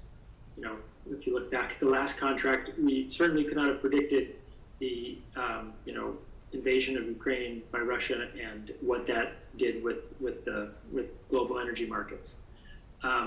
So you have saved especially these last 6 months have been incredible savings. But what we'd like to look at this as is what we're going to do with the power of this group purchasing and by going out in a good market is get the absolute best rate we can. And then, and that's going to be the rate that meets the state standards. And then from there, then it's a decision of how much extra renewable energy or how much extra cost do we want to add on to whatever that lowest rate is. So effectively, the lowest we could have our community be paying, how much extra do we want to add on to that? And so this puts it into perspective. The 10% that you are currently paying for in your current contract costs the average Westford residential user uses about 700 kilowatt hours a month. That costs about $2.26 per month, $27 a year. That's that first line. Looking at the pricing we expect next week with this upcoming contract, the renewable energy costs for those Class 1 RECs have gone up a little bit. As some of you may know, many of the offshore wind projects that were going to bring a lot of new renewables online have been delayed. Massachusetts state standards have gone up. Other state standards have gone up. So a lot of demand has been going up while supply has been growing, but not as fast as expected. So renewable costs are up a little bit. So if you maintain that same 10%, that would be costing the average Westford customer about $2.80 a month, $33.60 a year. And again, that's costing in comparison to the baseline basic meeting the state standards. We hope that just like this past contract, the default is returning savings compared to National Grid. We're just not projecting those. And so you can see the costs go up from there for the 15% or 20% or 25%. And so, yeah, I think that's what it's sort of, I think, helpful to kind of look at what has the community kind of been bearing? What would that cost going forward? Do we want to maintain that? Do we want to increase that? Where is the state going and how do we fit into that? And, as Mike mentioned, what are peer communities doing? And so Mike gave a little sense of that. We have a chart here. 10% is kind of like the sweet spot for most of, if you look at most of our communities, we have a few real leaders with Brookline and Arlington and up around 30% or higher, a couple in the 20s.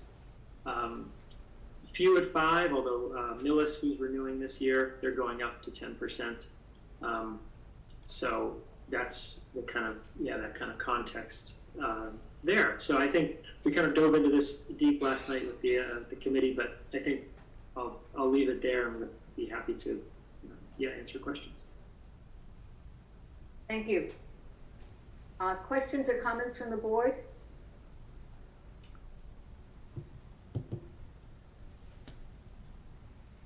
Anita? Yeah, I just wanted to say thank you to the Clean Energy and Sustainability Committee. I know you guys just met last night. Then you put together this really great memo that was really easy to understand. It's not my language at all. So I very much appreciate your support and the work that you put into it. And I would support your recommendation actually in keeping it at 10%, because I was worried actually before I opened the memo. I'm like, oh my gosh, I don't know what they're going to propose, because I was thinking about all the individual homeowners and all the other things that we've heard about this past year, the past few months, around raising water bills and all the different fees and stuff. So I would feel comfortable with keeping it at 10%.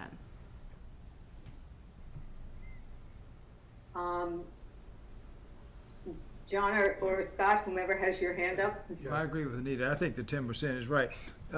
Correct me if I'm wrong, Patrick. If we go with the 10%, that'll get us to 100% renewables by 2030. Is that correct? That's correct. You'd actually be slightly over that by 2030. And there'll be a couple more contracts before 2030 to adjust that number, if you so choose. Okay, thank you. Yeah, I think if you just keeping that at 10% static, we still have got continuous improvement through the state, so that makes sense. And yeah, giving people a sticker shock already, I don't want to impose more by increasing that share right now. So I'm in line with the board that this is a great recommendation, so thank you. Tom? Well, I think Tom's frozen again. Okay, while we're waiting for Tom to unfreeze, I agree with my fellow board members. I was quite concerned if we have a raise above 10%, what that was going to do to our residents in light of our water fees that are going to be going up and other increases that we're all seeing. So I fully support the recommendation of the Clean Energy Committee, and thank you for really jumping in on this. Like Anita said, this is not a language I understand at all, so I really appreciate the fact that you folks are able to interpret all of this, and you as well, Patrick. Thank you. You actually explained it in English that I understand, so I appreciate all of the hard work that all of you have done on this, and all your diligent hard work in making it all understandable to us. Eric, I know you've been working on this for like now 7 years, I think, so you are fully informed about it and know all about it. So thank you, because I know that you've got the best interests of Westford when you're looking at this. So Tom, you had your hand up and you look like you're now not frozen anymore. Unfrozen. Yeah, just I agree with Anita. Wise comments on her final night with us. We need to get there, but it seems like right now we need to hold back a little bit because economic conditions are tough. Okay. So, Eric, I know there's a motion you would like. Can you put that back up on the screen for us? Okay. So we have to fill in the blanks. Is that right, Eric? Yes, that is correct, and you will just be saying 3 options and 10%. Okay. So is there a motion as indicated on our, as suggested to us tonight in our agenda? So moved. Is there a second? Second. And all those in favor, Scott? Aye. John? Aye. Anita? Aye. Tom? Aye. And aye. Thank you again for all your hard work. Everybody really, really appreciate it. Thank you. Thanks so much. I did have a question just for clarification, just on those 3 options, just confirmation of what the 2 other options are, just to hear from the board, or maybe Eric, just that is it as we recommended, the opt-down and 100% total, just that clarifying? Yes. Okay. Yes. Great. Yes. Great, thank you. Yep, we followed your recommendations, Mike. Great, okay, thank you, appreciate it. All right. Okay, we're at our 8:15 p.m. item, which is a continuation of the American Rescue Plan Act funding requests. And so, Kristen and Dan, if you can run us through that, where we are. Sure, And I should let folks know that, while the school requests were on for tonight, because, the chair of the school committee is unable to join us tonight, we are pushing that to, May 9th. So thank you. In the packet, there is a revised memo dated April 24th, as another matter was also requested to be moved to May 9th. So I will turn over to Dan to just give you the lay of the land of where we stand now with ARPA based upon your discussion that you had on April 11th. And then there's several projects we would ask for your review and consideration this evening. And then we have the majority of the projects left to discuss on May 9th at that time. So Dan, I'll turn it over to you. Sure, just high level to start. We have received all the ARPA funding to date of just over $7.4 million. Since that time, the Select Board has approved 77 projects totaling $5,636,000 and change. Our current balance remaining that can be appropriated is $1,781,412. So at the April 11th meeting, the Select Board did approve 3 of the projects totaling $99,500. So those accounts have been set up, and for the most part, we're deferring these projects until the May 9th meeting so we can review all of them, unless, of course, they're an emergency. So looking on page 2 of the, Eric, do you mind putting up the memo for the crowd to see? Thank you. Of course. With the schools deferring to the next meeting, we only have 5 projects tonight. The first of which is being the live captioning for town meetings, select board, planning board, and school committee meetings for $20,000. So I believe this is a request originally put up there from the select board and the Commission on Disabilities for that request. So Eric, if you could just scroll down to page 2, that would be great. Thank you. There we go. There we are.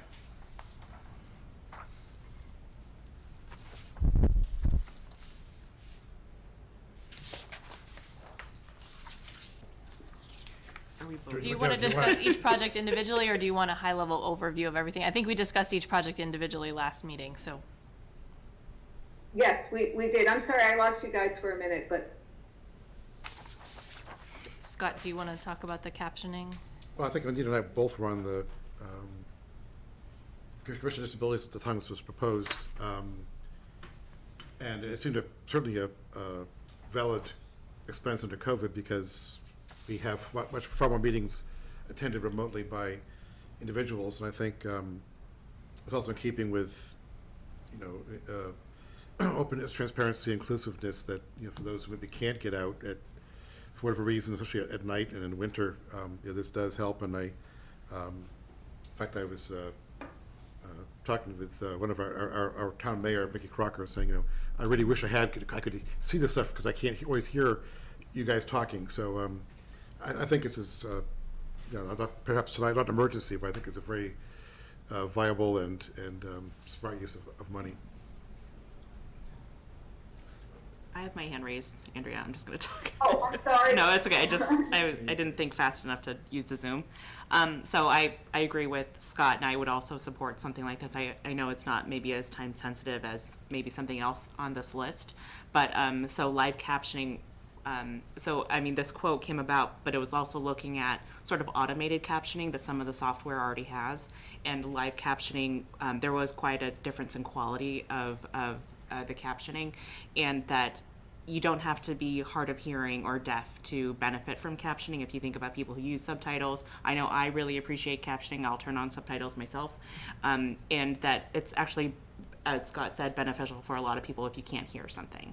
So being able to improve accessibility for our town meeting, especially with thinking about how large that crowd is, or our major meetings, select board, planning board, and school committee, I would definitely support that. Thanks. Is this going to be a recurring cost, or $20,000 a year, or is this in just the initial? I believe this would be recurring. The idea is to use ARPA to fund it for the first year, and see, is it well accepted, or is it not even used, but use it as a pilot, and if it's worthwhile that we put the budget for the future. Okay. All right. Next, I guess, is the Community Wellness Coordinator. Yes, so when this position was originally requested, we did have 3 years of funding for that position in ARPA. However, we found it better to kind of ease some into the operating budget as we go along, so it's not such an impact in one given year. So, for instance, in FY24, we're able to fund just under $14,000 of the salary within ARPA, and we're using the remaining balance from the $150,000 that was originally appropriated to fund the rest of the salary. It comes to about $80,000. So we want to include more of the salary in the FY24 budget, but given all of the other expenses that we know are coming, including the utility costs that we just saw tonight, we thought it'd be prudent to set aside some money to ensure that that position is included in our FY25 budget. Comments? Okay, I don't see any. So, next, conduct community health assessment and develop a community improvement plan. So we have Ray Dick on the line this evening to present that. Okay. Hi, good evening. Thank you so much for the opportunity. So a little over a year ago, the health department originally was requesting $200,000 for a community health assessment, a community improvement plan, and a strategic health plan for the community.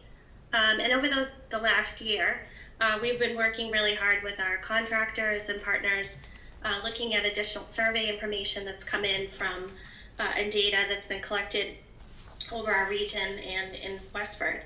And working with the coordinator, we do believe that we are able to hire a contractor for a much lower rate at $75,000 for a community health assessment and community improvement plan. It's an opportunity to engage our departments, our local committees, our partners in identifying resources, our needs for health, racial, and social equity, and to build a comprehensive profile of Westford. It will consist of our social economic information with relationships for housing, employment, looking at languages, how we get out our community health information, and social services. It will also consist of climate change concerns, population health, general health needs, and several departments will be asked to engage in the process, including schools, faith-based organizations, recreation, sustainability, and many more. With this proposal, the process will be reduced from 12 to 6 months, and we would reach out using a skilled health assessment contractor. Speaking with Eric Heidemann and our town manager, we would put out for a request for proposals, seeing this is over $50,000 if approved. Happy to answer any questions. Questions, comments? So I have a question. Oh, sure. Anita, go ahead.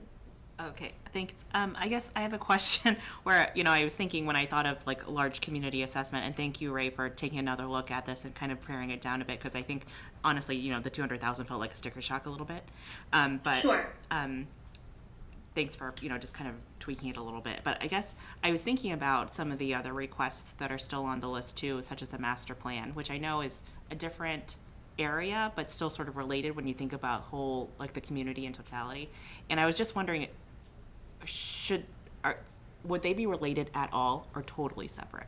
And I don't know if this is for Ray, but I'm looking at Kristen. Yeah, so I can start the conversation and Ray can lead in. So in my previous experience leading the health department did have a community health assessment that informed the decisions that were made related to public health and community health. And it was data that was collected from a various amount of sources and then led the health department in the directions it was going related to preventative health, environmental health, all of their kind of prongs, because they see so many different avenues. So you'll also see in my request next month, and I know you won't be on the board, but I know it's important, is do we talk about doing a town-wide strategic plan first that, talks about what does the town want to see overall, the highest umbrella of strategic planning, and then do we layer down from that and do a community health plan from there, a land use master plan, a COA plan specifically for our seniors, if the strategic plan tells us those types of things.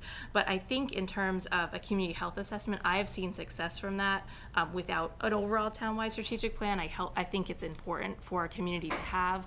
I think it links the schools, the towns, other organizations that we might not capture what the needs are of the town, so the health department can then send their prongs out to assist where needed. So Anita sort of asked the question that I was going to ask, which was how does this kind of fit into, overall into a master plan, Kristen, that you're bringing up next month and talking about. So I think it bears, you know, sort of when we get to the discussion about a strategic townwide plan, it bears talking about this again within that context. In terms of, you know, how does it fit in, how does it roll in, and I guess, and you started to answer this a little bit for me, which was my next question, is that once we do this assessment, what's the next steps? Where do we go? What does it provide us? You know, sort of, you know, I don't want it to be a study that then just sits on a shelf and yeah, we have this great study, but then nothing comes of it. So I really need to understand how it's going to be used. Yeah, Ray can answer that better than I can, if you'd allow her If we decide to do this, I need to have a better understanding of how we're going to use this and what it's going to provide the town. Sure, so absolutely. So the idea with the community health assessment is once we collect that data, we would have already developed a partnership and a committee which would review the data, and we would certainly have to put a plan together for what would be called the community improvement plan.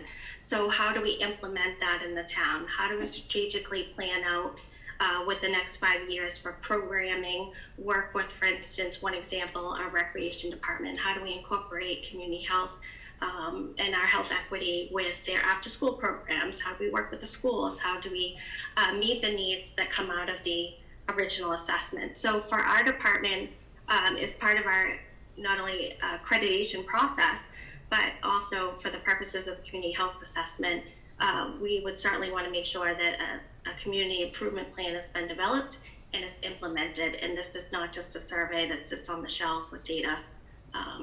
And, you know, we could certainly bring more information to you for that if you need it.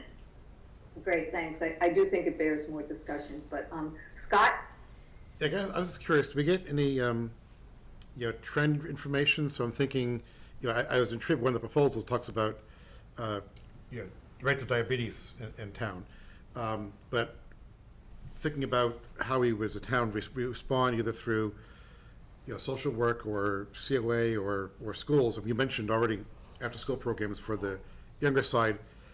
At the older side of the spectrum, you know, if you could identify other trends with dementia, you know, alcohol, not for older folks, but in general, alcohol abuse. Sure. I guess all these kinds of sort of underlying diseases, to know where they are at a point in time is nice, but to really to know where they've been and are trending is really more helpful in terms of planning.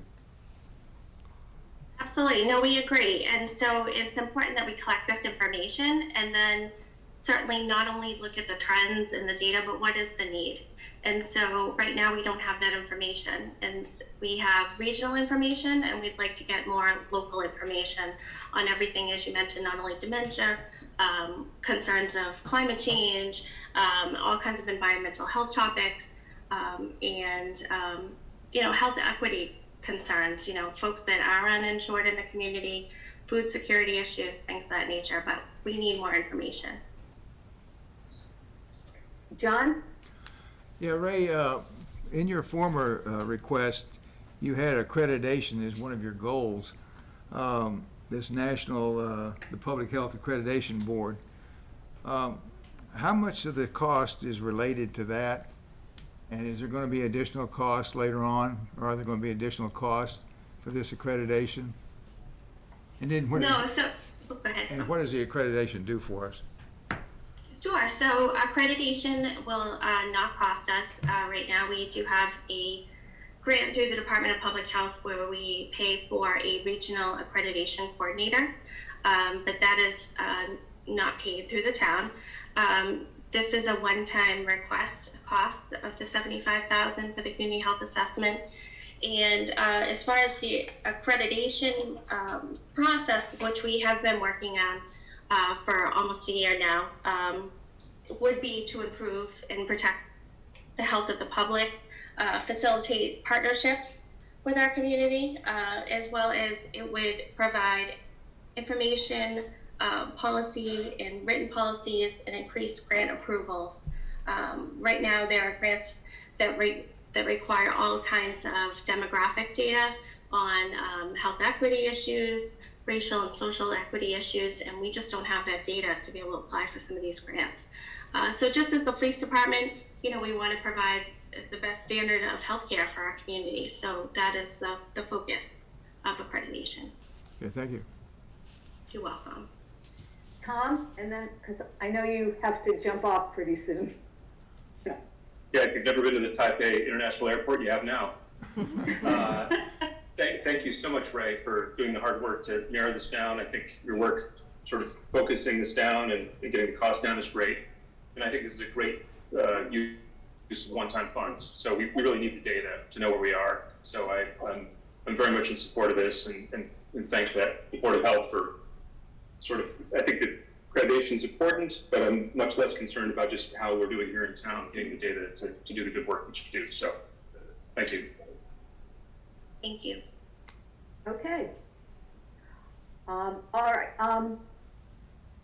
Does Tom or Scott, do one of you still have your hand up, or just haven't taken it down yet? No. Mine's down. Just took mine down. Okay. All right. Just making sure I'm not missing anybody. Okay. Next. Thank you, Ray. And as we said, we're going to talk about all of them at our May 9th meeting. But thank you very much. Thank you. Thank you for having me. Kristen, website redesign. Sure. I know that the board has issued kind of a request that the ARPA funds should be used for direct outreach to the community and direct impact to the community. And similar to the conversation we had earlier about live captioning for residents and accessibility, I've noticed, and I've had several discussions with residents, staff members, and others, that our website is extremely outdated right now, and it is not easy to navigate. It's very difficult to find documents. There's other websites in the Commonwealth and throughout the nation that have a lot more information, are geared more towards a resident or a business owner to really gear in. And working with IT Director Mike Wells, the town of Westford is due for a website upgrade through Civic Plus. And we had a conversation yesterday with Civic Plus about that upgrade, the costs, and other add-ons that we could have related to not only redesigning the navigation of where pieces are on the website, but coming up with a new color scheme, coming up with new buttons, perhaps having a mobile app that people get push notifications to their phone, that they don't have to actually plug into the website, www.westfordma.gov. They can just go to the app and actually have the portals on their phone that they wish to have. So we have a cost estimate of about $25,000 to upgrade the website. We feel that that's a sufficient amount. Mike also has some security items that he'd like to address, and that's built into that cost. I see this being a process where we'd actually outreach to staff and board and commission members and residents about what they like about the website and what they don't like about the website, and then build from there. So having a lot of community feedback and impact, and it would probably be about a 6-month process to get it from start to finish for a website redesign. So I feel that ARPA funds would be great for this, and then hopefully we can train staff to continue to maintain the website and have a great footing moving forward to make sure that when people Google Westford, that we have the most up-to-date and excellent website for information. Okay. Anita? I think Scott was first. Doesn't matter. Okay. I really love this idea of revamping the website. Obviously, I've had like some issues with it as well. I know there is a lot of content on there, but it's hard to find. And I guess my only question is, for like pulling together the different end users, is that driven by staff, like Mike Wells, or is that going to be Civic Plus? So a combination. So we would have a core team of Westford staff people that would be leading, but Civic Plus would be our consultant, and they would be helping us in certain pieces, pulling that together. But ultimately, when the website redesign gets turned over to the town of Westford, we have control of how things are updated and how things look. So it will also be developing standards and procedures. So, you know, a department doesn't go rogue and update their website totally different than all the other pieces. So when I was in Shrewsbury, we went through this process less than a year ago. It's huge staff involvement, huge community involvement, but great success. Scott? It's actually, you started on where I was going to go. I mean, we actually had a great website. Then we rebuilt it and we improved it. And if you ask me now for what I like about it, it's a very short list.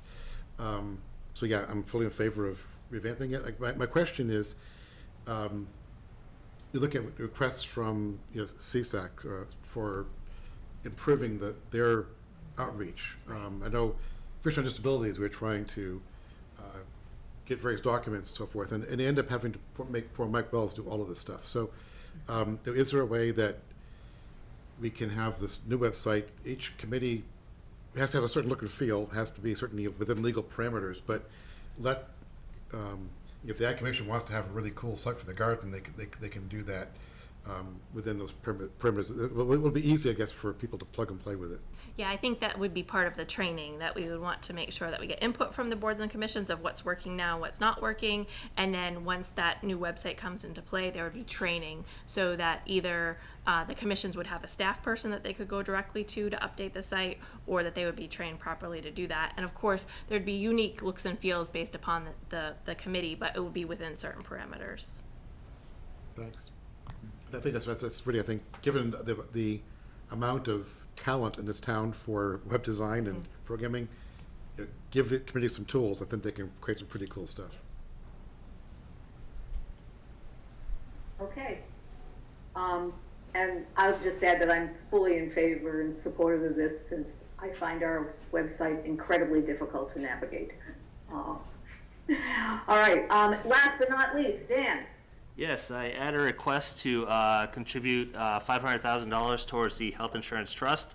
As you all know, we became partially self-funded in March of 2022, and we transferred money from the Health Insurance Stabilization Fund into the trust, so we started with a balance of $752,000. As of March of 2023, that balance has grown to over $2.7 million. So we're doing a great job of managing our expenses and the revenues with that account. Enrolling in all sorts of programs. I requested doing this because our target as a minimum balance in the health insurance trust is $3.7 million. Hubbard, our advisor, wants us to have between 3.7 and 7.4 in as a balance, just to hedge against any future expenses. The sooner we get there, the better we are. When the health insurance trust meets again in the fall, we'll be reviewing rates. And if we're not at our minimum balance, we want to add enough to the rate to make sure that we can get there in the near future. So once we're in that particular zone, we just want to maintain what we have there. So the rates will basically not be as increased as much, creating some budgetary freedom within the budget, and also providing employees with a bit of a discount on the health insurance. So this $500,000 was a placeholder. I know there are other needs out there, but basically this is a great place. If we have to spend some money with the town, this is an easy fix, just to put it in a trust, and it's going to provide us some future relief. Okay. Any questions for Dan?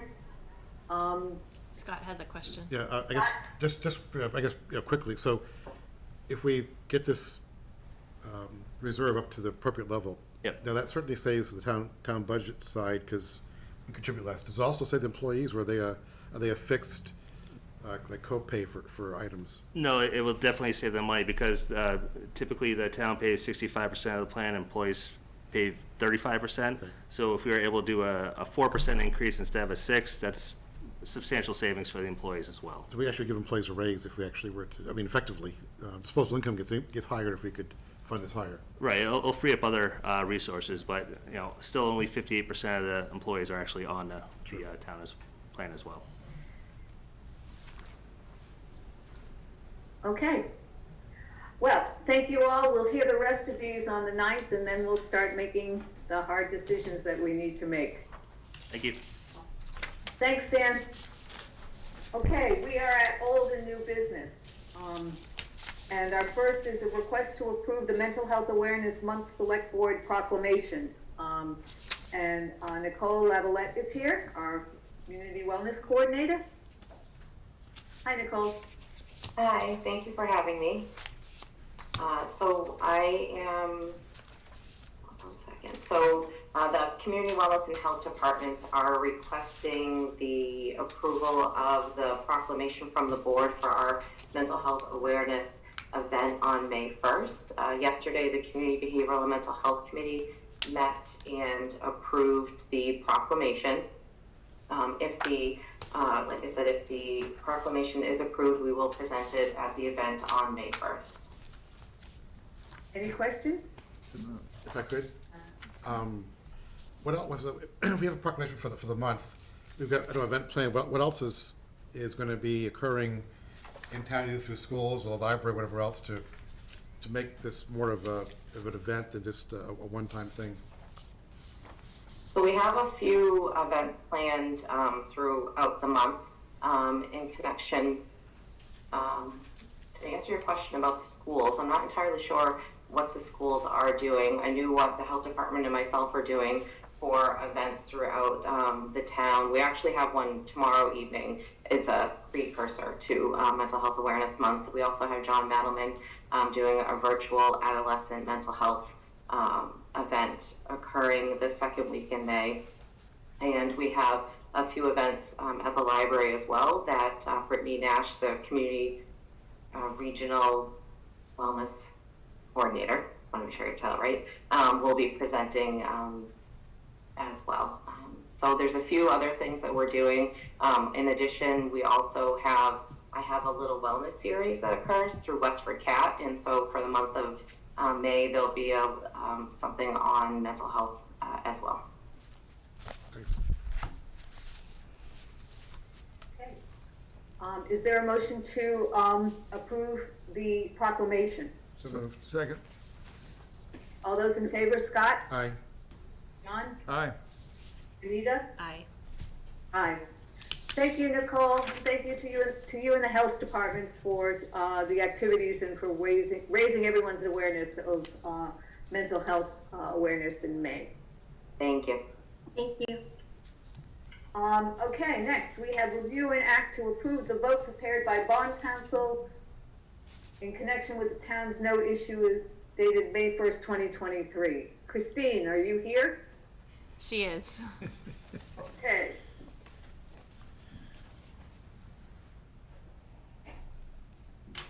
Good evening. So, hello. How are you? So the vote has been prepared by bond counsel, but there's a motion at the top of the sheet, so you don't have to read the whole 2 pages of the motion. We took bids for several projects for bond anticipation notes. That's temporary borrowing before bonding. The winning bidder was Fidelity Capital Markets with an NIC of 3.28%. We're borrowing for Town Farm Road water tank, school building access controls, the Oak Hill Road infrastructure project, that really big project. We're taking out the rest of that for $8 million. We're rolling BN for the Pond Brook Culvert project and adding some new money to it, and we're beginning the Main Street culvert. The Main Street project actually has several locations that they're doing culverts, but we've kind of called it the Main Street culverts. Do you all have any questions about anything?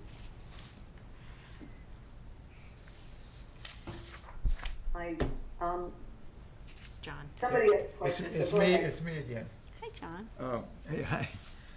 When you talk about likely additional funding for the Pond Brook culvert, how would that come about? What would we need to do there? Steve's here. Sorry, can you repeat the question?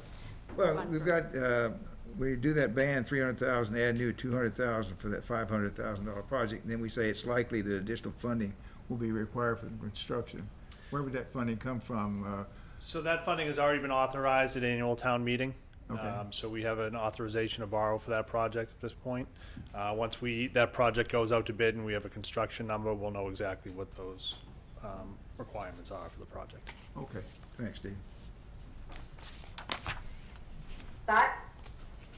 Yeah, it's just so I partially answered, but I don't. So if we have something like Oak Hill Road, there's a combination of water projects and road projects.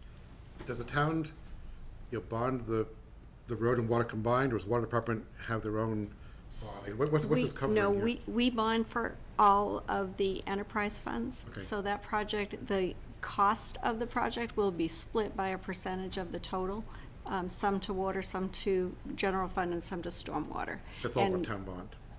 But it's all a town bond, Thanks. correct, yeah. But that's a good question. Okay. Okay. Okay. All right, can you put the motion back up, Eric, so we get it proper for bond council?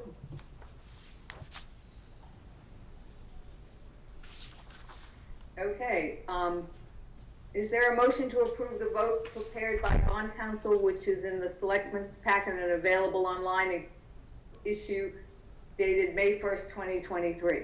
So moved. Second? Second. All those in favor, Scott? Aye. John? Aye. Rita? Aye. Aye. Okay, thank you. And don't forget to sign the document Yes. before you go. I have to Thank you. FedEx them tomorrow. We'll bring them down. All right, next, we have a request to approve the land damage agreements and rights of entry as modified by town council related to the Boston Road reconstruction project, and further to authorize the chair of the select board to execute said documents on behalf of the select board. Steve, you Yes. want to tell us what we're doing? Sure, thank you. So these are a few legal housekeeping items for the Boston Road project. The land damage agreements are basically the conditions under which the select board authorizes permanent and temporary easements on town properties for the project, specific to compensation and indemnification. So, you authorized us to work with town council to modify some of the language in those agreements, which we've done. And secondly, we have rights of entry, which are basically authorization by the town allowing Mass DOT and its contractors to enter town properties for the purpose of this project. Okay. Questions? All right, don't see any, so is there a motion to approve? So moved. Second? Second. All those in favor, Anita? Aye. Scott? Aye. John? Aye. Aye. Okay, now we have a request to execute the Burn Place acceptance as a public way. Steve, I think this is just formality, right? It is, correct, yes. So annual town meeting voted unanimously to accept Burn Place as a public way. So this is, as the assessing board, the select board has to authorize and approve these three documents, which are the assessment statement, the order of taking, and the assessment order, which just outlines basically what we're taking with the road and the associated infrastructure, and which properties will be assessed a betterment. Okay, is there, any questions? Don't see any, so, is there a motion to execute the Burn Place acceptance as a public way? So moved. Second? Second. All those in favor, John? Aye. Scott? Aye. Anita? Aye. Aye. Okay, our next item is, Thanks, to Steve. review and act to support the ballot question, shall the Westford Select Board declare the second Monday in October as Indigenous Peoples' Day, superseding local references to Columbus Day, and recommend that it be observed by the people of Westford with the appropriate exercises in the schools and otherwise to acknowledge the history of genocide and discrimination against Indigenous peoples, and to recognize and celebrate the thriving cultures and continued resistance and resilience of indigenous peoples and their tribal nations. So I think Joe Diamond is here from DEI. And Joe, do you just briefly just tell us, you know, what you're looking for? Absolutely, thank you. We're grateful for this opportunity. We've been before this board before talking about Indigenous Peoples Day, and we were so pleased and grateful to the school committee for its support. It's coming up on the ballot, and in terms of being able to continue to inform the people of Westford before they prepare to vote, we would absolutely appreciate and respectfully request the support of this ballot question by this board. We thank you. Thank you.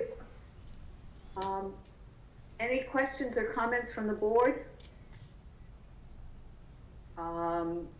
Yes, John or Scott? Well, both of you have your hands up, so whomever would like to go first.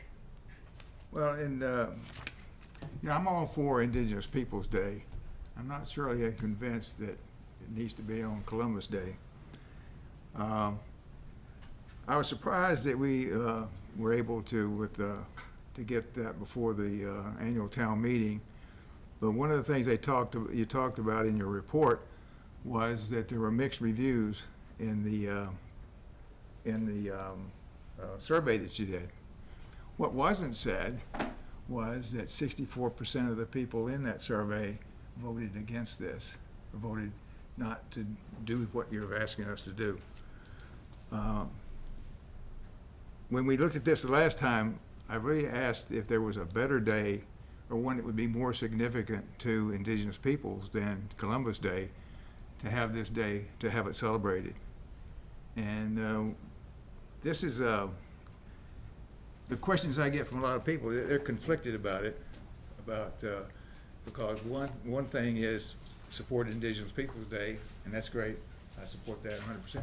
The other one is kind of do away or don't do it, just ignore Columbus Day. So I think that's part of the discussion, and I was just asking to, just want to put out some information of what that survey said, and that's about it. That's my comment. Okay, Scott? So I guess you have three thoughts. First is, I mean, I support the idea of Indigenous Peoples Day. I support to put this on the ballot. I do have two problems with it. You know, one is the idea of being inclusive by excluding a current holiday seems kind of productive. We can celebrate New Year's and Tet. We can celebrate Passover and Ramadan and Easter, and yet we seem not able to celebrate Columbus Day and Indigenous Peoples Day, which seems strange. And then also, typically when you pick a holiday like Martin Luther King Day, it was his birthday. President's Day, it was roughly Washington and Lincoln's birthdays. At this point, we've picked a date just basically to expunge a current holiday. There's nothing about the Indigenous peoples that's remarkable about October 12th. You could have picked, you know, the anniversary of Wounded Knee, the Great Swamp Massacre. I mean, there's been plenty of cases where we have behaved inappropriately, in fact horribly, towards Native Americans. And we didn't pick any of those as a memorial. We picked the one day where we actually were celebrating something else to remove it. So I have a hard time, I guess, grasping that as well.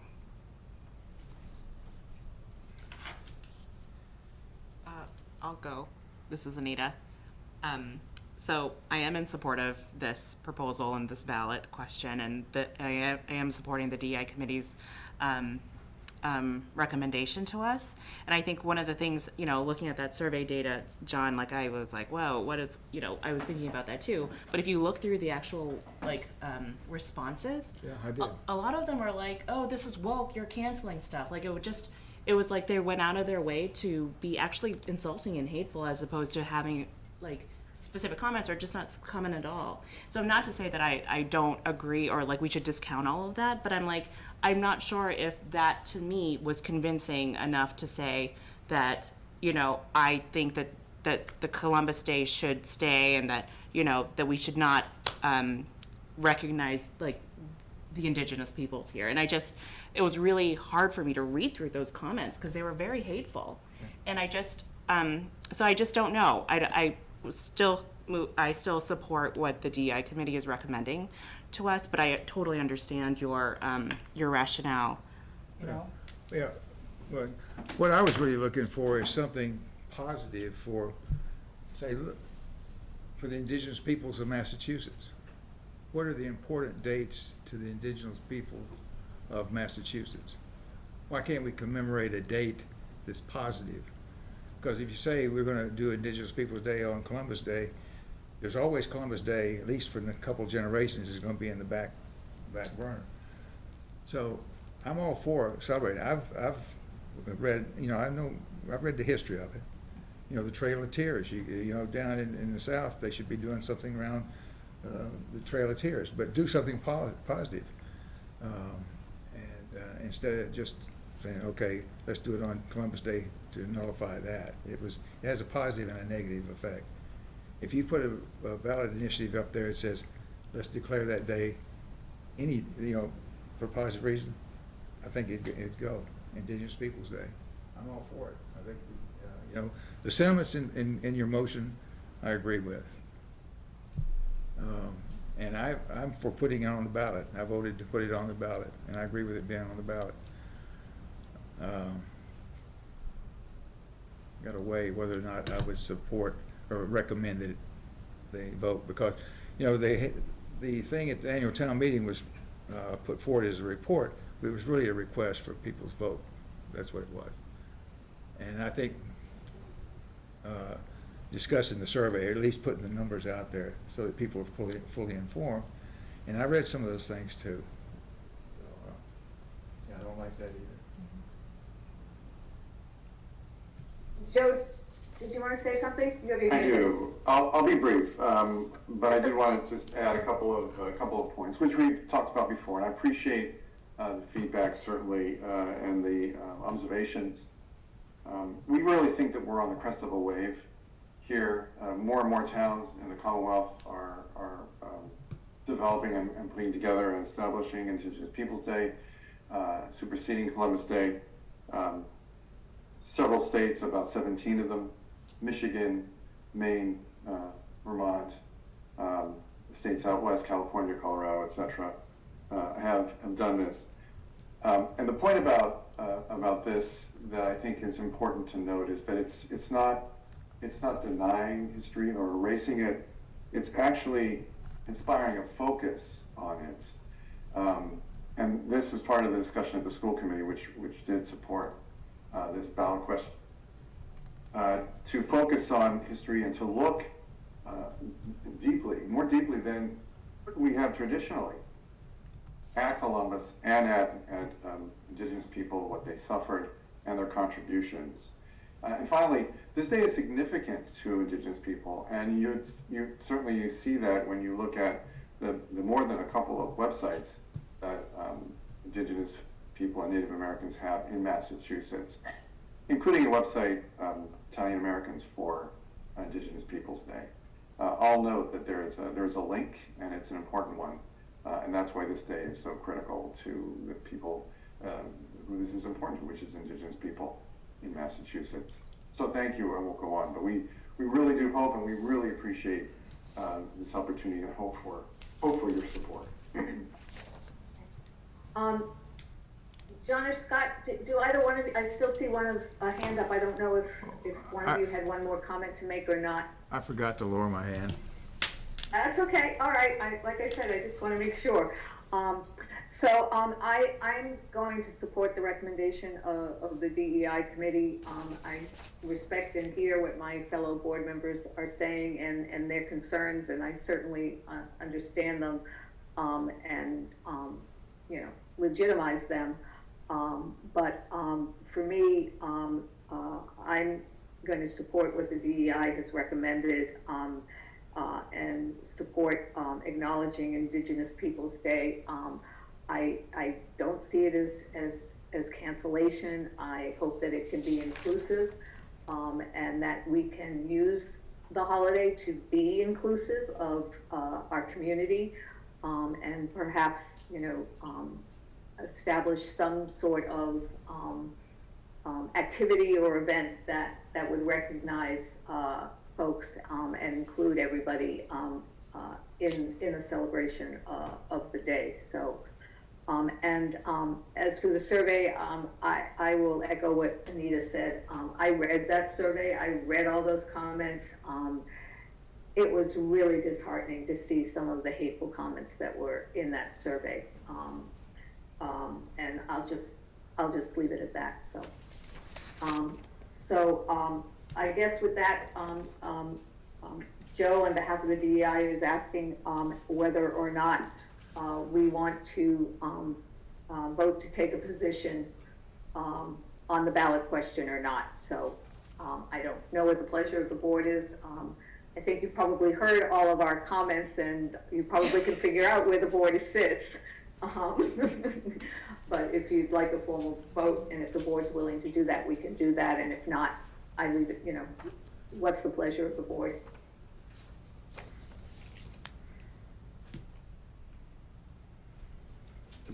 I guess my first opinion is, this is we asked this to go on the ballot because we want to hear what the town thinks. And I don't think they should care what each of us think. They should make their own decisions. So I'm inclined not to take position. That'd be my preference, but that's just my preference. That's fine. And you are right, Scott, half the time, we go to town meeting, the town doesn't care what we think.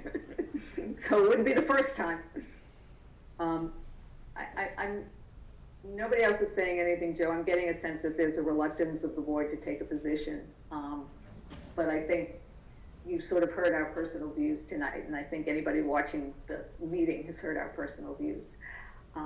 So I think I'll leave it at that, and I thank you, and I thank the DEI committee for all the work that they are doing and will continue to do. So thank you so much. Thank you, and again, I just want to express our appreciation on behalf of the DEI committee for being able to be before this board several times on this matter, so we thank you. Have a good night. Okay, our next item is to review and act to set special town meeting date of October 16th, 2023, and to consider approval of the 2023 special town meeting timeline. So we have Town Moderator Harkness in the room and Town Clerk Patty Doobie, if there's... Okay, any comments or questions from Patty, from either you or Angela? This was the typical day that we have been having it the past 10 years, the third week in October, so I created the timeline based on that date. Doesn't have to be that day, but Angela and I, like, we're big deals, right, Angela? We talked about it and thought this would be a good day, so just putting it together. It, looks fine to me. Anybody else have any comments or questions about it? Oh, that's good. Nope. All right, so it looks good. Let's get it posted on the town website. Angela, you can post it on the moderator's site. Kristen, do we need a vote? We'd like a vote to act to set the date of the special town meeting. If you want to approve the timeline today, we could do that as well, or if you want another look at it, we could do that in the future. But I think at your last meeting, you asked to come back to vote to set the date, so there would be more certainty for certain items that might be coming before the town meeting. That's fine. So why don't we, is there a motion to set special town meeting for October 16th, 2023 at 7 p.m.? Is that right? Yes. At the Academy gym again? Yes. Okay. So moved. Is there that motion? Second. John made a motion. Okay. All those in favor, Scott? Aye. John? Aye. Anita? Aye. Aye. Could I again make one request, and that is that the board, as they did in the past, send out a letter, maybe around the 1st of June would probably be the time when people are setting their schedule for September, asking all the boards and committees and the rec department not to schedule games or meetings that night. I think it'll help everybody to plan to have that information and just that reminder in advance when they're doing their schedules. Yep, we'll do that. The town manager's office will take care of that. Great. Thank you. All right. Thanks so much. Okay, and our last item under old and new business is a request to authorize the town manager or town clerk to approve the use of the town seal for official public purposes. I guess I have to ask the question, what do we use the town seal for? Sure. So for this specific purpose, it was brought to my attention by Conservation Resource Planner Matt Salem that as part of some of the order of conditions and special permits that were granted associated with open space subdivisions, it was a requirement in those decisions to put property bounds on the boundary of private property and conservation land or conservation restriction land that had the town of Westford seal on it. In reviewing this matter with town council and through our charter, the select board is kind of the keeper of the seal, but you have authorization to delegate the use of the seal that we're asking just for this specific purpose, that you delegate authorization to myself or the clerk for this specific purpose or for any other purpose in the future. So Matt is on the line in case you have any questions specific to the Conservation Commission or the Planning Board decisions. And again, we did seek town council's opinion related to the use of the seal and who kind of is the keeper of the seal. Okay, any questions or comments? Go ahead. Matt, are you there? Is he here? He was when I last checked. Let's just double check. Yeah, he is, yes. Yes. Good evening, Madam Chair and members of the Select Board. So Matt, you think that adding the seal to those markers is going to help protect the land? Yes, and it further clarifies with the residents what type of conservation land is abutting their property. Very frequently I get a phone call from a resident looking to do something or inquiring about a property they're purchasing, and all that's included is, oh, it's next to conservation land. And in Westford, the Conservation Commission is a significant landowner. I think it's over 2,300 acres. In addition to that, there are the conservation restrictions with which the Conservation Commission holds. I think we're upwards of 80 now. And then there's also wetland resources, that are protected under the Wetlands Protection Act. So those are kind of the three types of conservation land. And I think having the town seal and specifying, a conservation restriction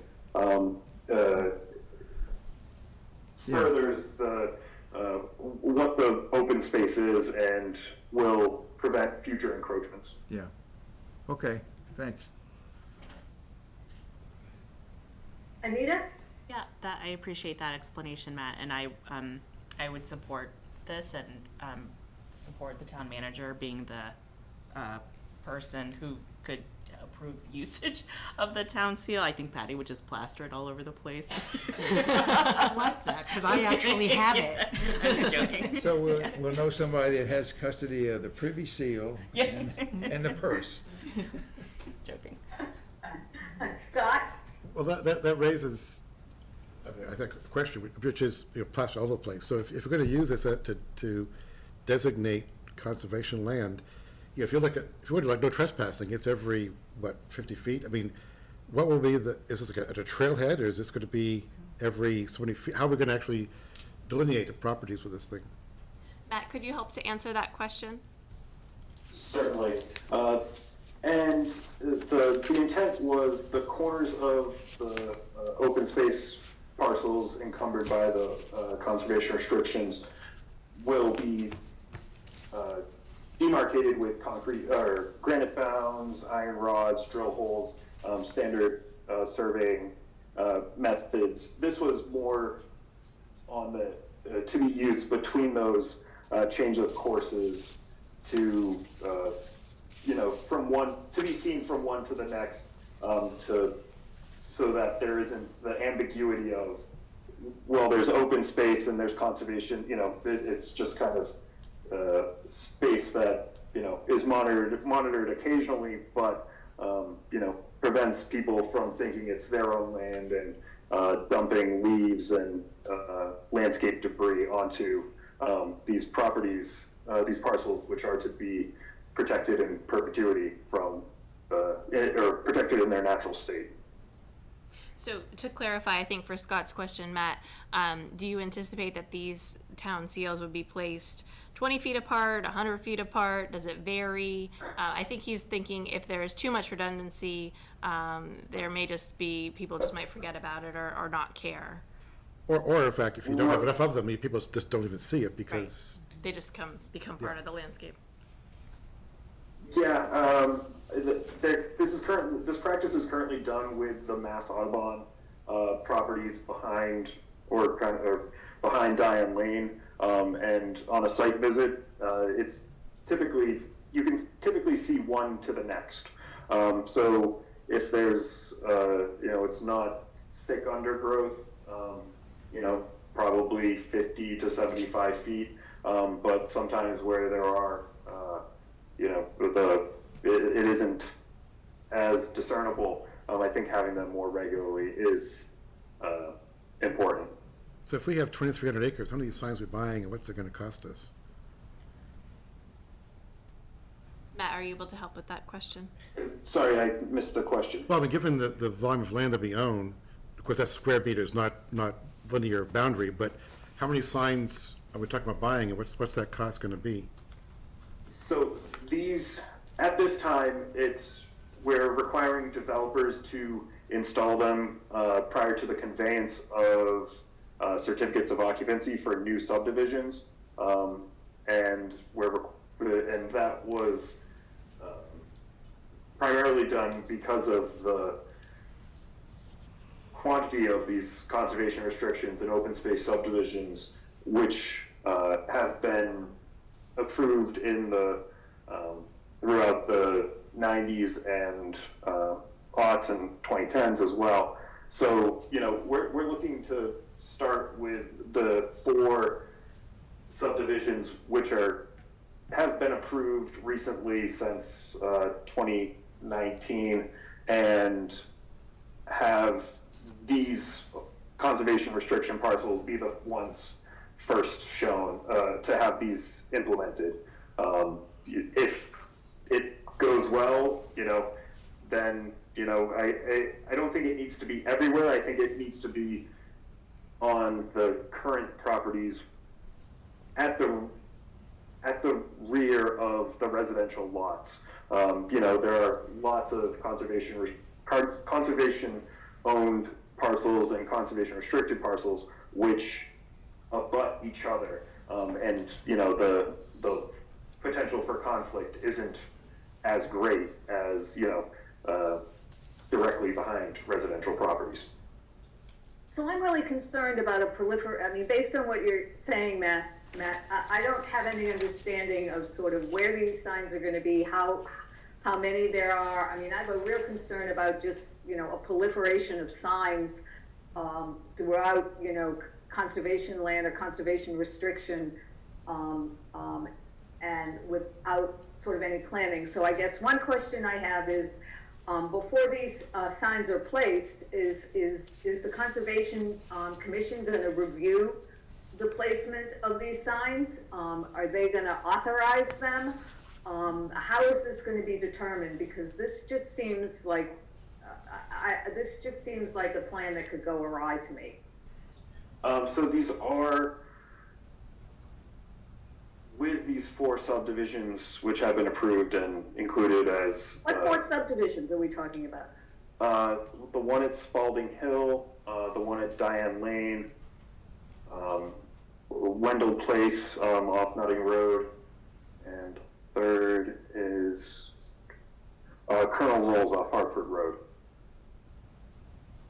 So the intent for this was to limit future encroachments by residential properties, as we have seen encroachments one was in one of the Hitchens Post's neighborhoods, and with a conservation, it was residential properties with a conservation restricted open space behind it, and the property owners filled beyond it and to level out their yard and create a area around their pool, and that took up the better part of 6 months working with the building commissioner and myself to achieve compliance and restore the area to a natural state. It's thank you again. When conservation restrictions are reviewed and provided to the Mass Executive Office of Energy and Environmental Affairs, for their review process, they typically want to see a plan showing how the boundaries are being demarcated, and we found that the recent one for Diane Lane, I think there were no more than 12 signs being put up. Okay, I get it, and I hear you. I'm not comfortable with this. I don't think that there's a well thought out plan right now as to how this is going to be implemented and where the signs are going to be and who's going to be approving them. That's just my thought. John? Well, having been on the Conservation Commission, I think they give it a lot of thought, and they have a certain way of setting the boundaries and putting up the signs. I don't really see any problem with doing that. I think it's going to be fairly limited. And maybe, and there are some enforceable actions that the Conservation Commission can take to enforce the wetlands and enforce the conservation restrictions. And I don't see any harm in putting the seal on certain, I don't think there's going to be a proliferation of thousands of seals around the town. So I would be inclined to agree to that. Myself. I don't have a problem putting the seal on the signs. My issue right now is sort of how that's going to be implemented, okay? Well, I think that may be the Conservation Commission's issue. Madam Chair, if you may, it's these locations are reviewed by the town planner and myself, during the conservation restriction process, and as these developers are seeking their certificates of occupancy for these, the new residential dwellings. Well, that was my question, Matt, is who reviews these and are they reviewed? Okay, so it's myself and Joe Jenowitz, the town planner.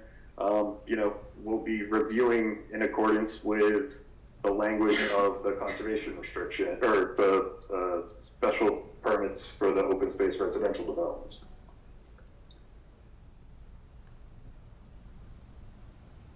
All right, any other questions or comments? I guess, is it an option to, I'm still not quite clear how this works.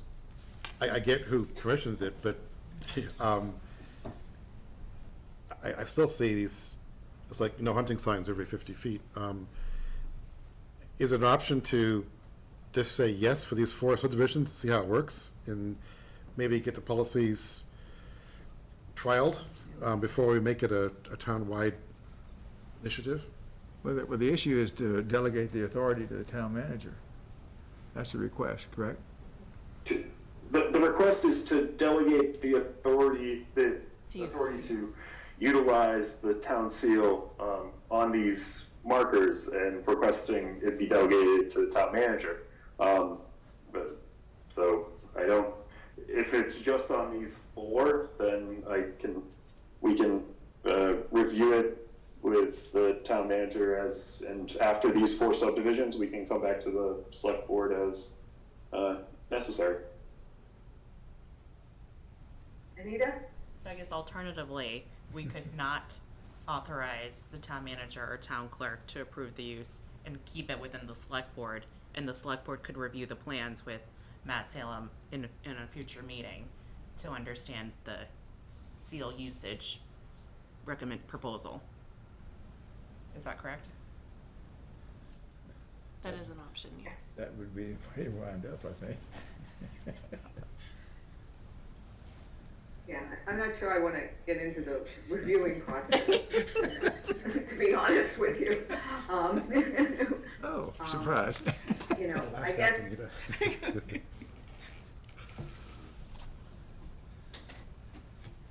So Matt, if I understand it, well, actually, let me ask you this. Are signs such as the ones you're talking about right now up in areas without the seal? I'm glad she asked it. So I didn't hear that last part of whoever spoke in the meeting. So it's me, Andrea, Matt, and my question is the Conservation Commission requiring these signs right now, but they don't have the seal on them? Typically, the Conservation Commission has been requiring signs at the 50-foot no disturb or 30-foot no disturb buffer to jurisdictional wetland resources that say wetland resource area, do not disturb. Those have been installed as a practice since I've been in town and probably dating back to the early 2010s. And so now you're asking for additional signage? On the boundaries of the parcels subject to conservation restrictions. Right. And the signs that are up now, do they have the seal on them? No, they're just typically on a 4x4 post at the 30-foot and whatever? Yeah, the no disturb buffers. Okay. And the signs that you're requesting for the 4 subdivisions, the Conservation Commission could put those up, could authorize or request that the developers put those up right now, right? Yes, without the town seal. Without the town seal. So the only difference is you want to put the town seal on it because I guess it carries. Because the Conservation Commission, as the CR grantee, is a. And it looks like it carries more authority, probably. Okay, I get it, I understand. John or Scott, whoever has their hand up. Well, then there's the maintenance of these seals. Yep. So, and what form are they gonna take? I mean, I hate to dig, we're digging this thing real deep, but, Really? yeah, I know, we're getting down to the minutiae. But, what form would these things take? Is a placard, just nail onto it? Aluminum, 4-inch aluminum round, I think, is included in one of the subdivision language. That was one option. I don't know if, the Audubon uses kind of a thin plastic.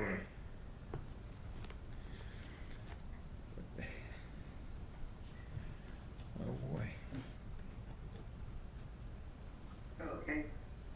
All right, what's the pleasure of the board? I think we've probably We could delved delegate into the this authority. more than any of us expected to.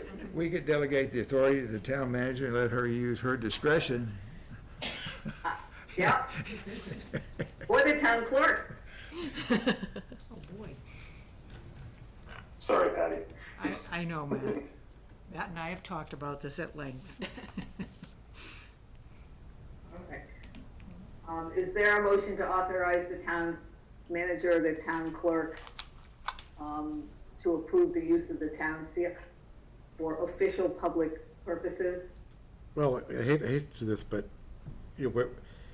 we say official public purposes, and right now we're discussing this in the context of conservation. But that. I know, I was thinking the same thing, Scott. What does official public purposes mean? And do we need to know when the town seal is being used? I don't know.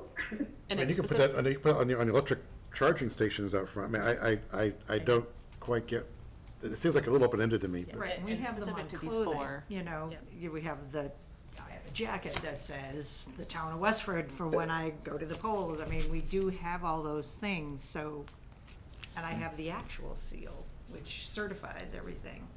But It's, I know, it's weird. I'm totally with you the same way. Should we add for the purposes of those 4 development areas that you're requesting, Matt? Well, Yeah, that language was taken from town council's email, but I'd be certainly open to that amendment to the motion. Unless we want to brand the town and have our own bubble gum or something, you know. But. so the only thing we would accomplish is letting town manager approve the ones for the 4 developments. You could do open-ended, right? Or just for these conservation restrictions. Or we could talk about it another time. I know Matt's trying to get this done because the developers are trying to close out their situation. That's why it's on tonight, and I know it's getting late.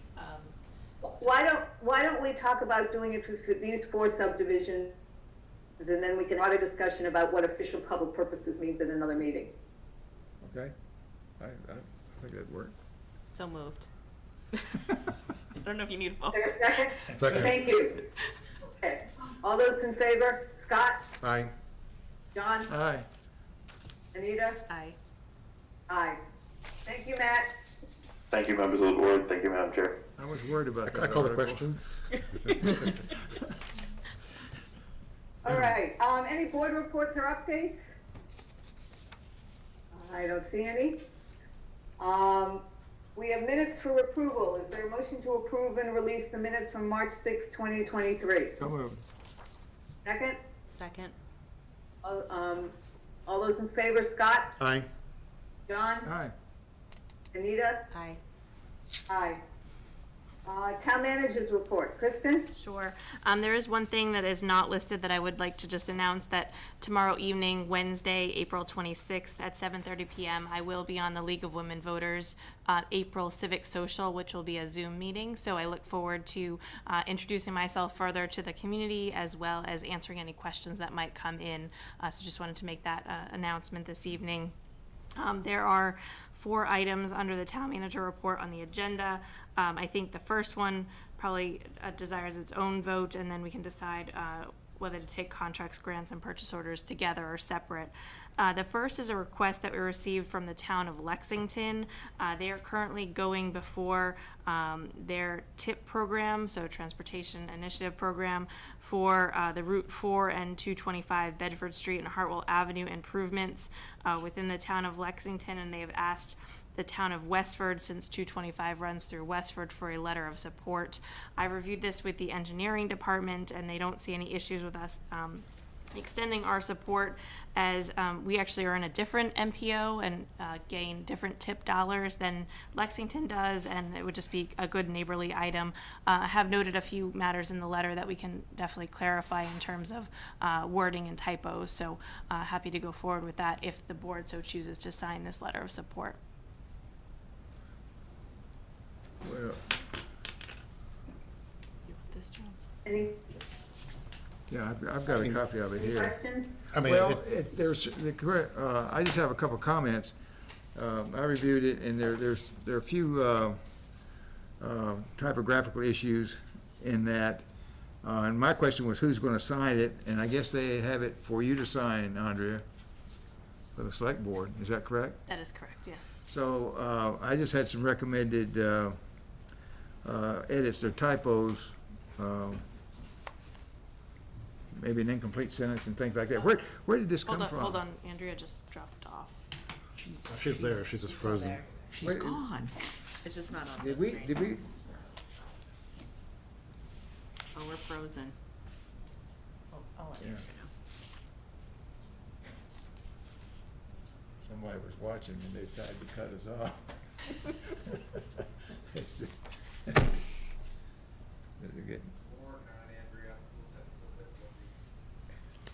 There she is.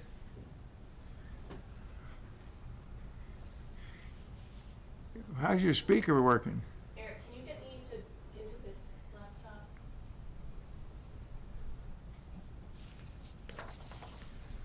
Clearly, Zoom says this call should be done. Oh, are we out our limit on No, no. Zoom? I don't think we are. Did we overgo our Zoom thing? We might still be on Westford Cat and YouTube. Yep. Yep, Thanks, Nick. Nick gave me a thumbs up. So we better So if anyone's watching on YouTube, we're still live. behave ourselves. Andrea should watch us on YouTube, then she can hear what we're saying. Is it under previous? She said, feel free to carry on without me. Here we go. There she is. There she is. Hi, Andrea. Oh, hold on. Yep, there we go. Okay. All right, so we know you have some typos, John, that you had gotten to me. Yeah, and then the question was, did we develop this letter ourselves, or did that one This that was they a sent? form letter that Lexington gave to us. The town engineer here reviewed it and added some commentary.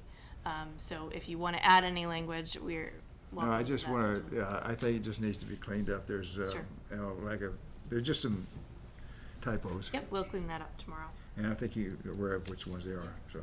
And then just, John, I noticed the same thing, that there were some typos and grammatical errors in it, and if it's supposed to be from the board of select, if it's supposed to be from the select board, it should say that. It shouldn't start with, you know, I support. So, yeah, all those things need to be corrected before we send off the letter. Yep, we will do that. We'll do one Okay. final read through. it's okay to do this. We can just vote to Authorize the chair to authorize sign. the sending of the letter and let our esteemed chair monitor that. I mean, it's fine to be neighborly, and just think about, you know, logistically, if you're driving from Westford to 128, you're in Lexington for all of about half a mile. You know, the real problem is Bedford's Route 4, but it's fine to be neighborly. This doesn't actually do anything for Westford, but it's fine to do it. Yeah, we support Lexington. Okay. So we want to vote on this? Okay, so is there a motion to approve? As to be modified, yes. So Okay, moved. and a second? Second. All those in favor, Scott? Aye. John? Aye. Anita? Aye. Aye. Okay, Kristen, why don't you do the last three together? If anybody has any questions, we can, you know, we'll ask. Absolutely. The first is a contract with Ty and Bond for professional engineering services in the amount of $22,000 as requested by the Water Department. The second is a grant, the Friends of the Neshoba Valley Medical Center for purchasing weekly food distribution and financial sponsorship in the amount of $1,000 as requested by the Council on Aging. And the third is a purchase order to ICS for 20 laptop computers in the amount of $19,700 as requested by the Technology Department. Is there a motion to approve?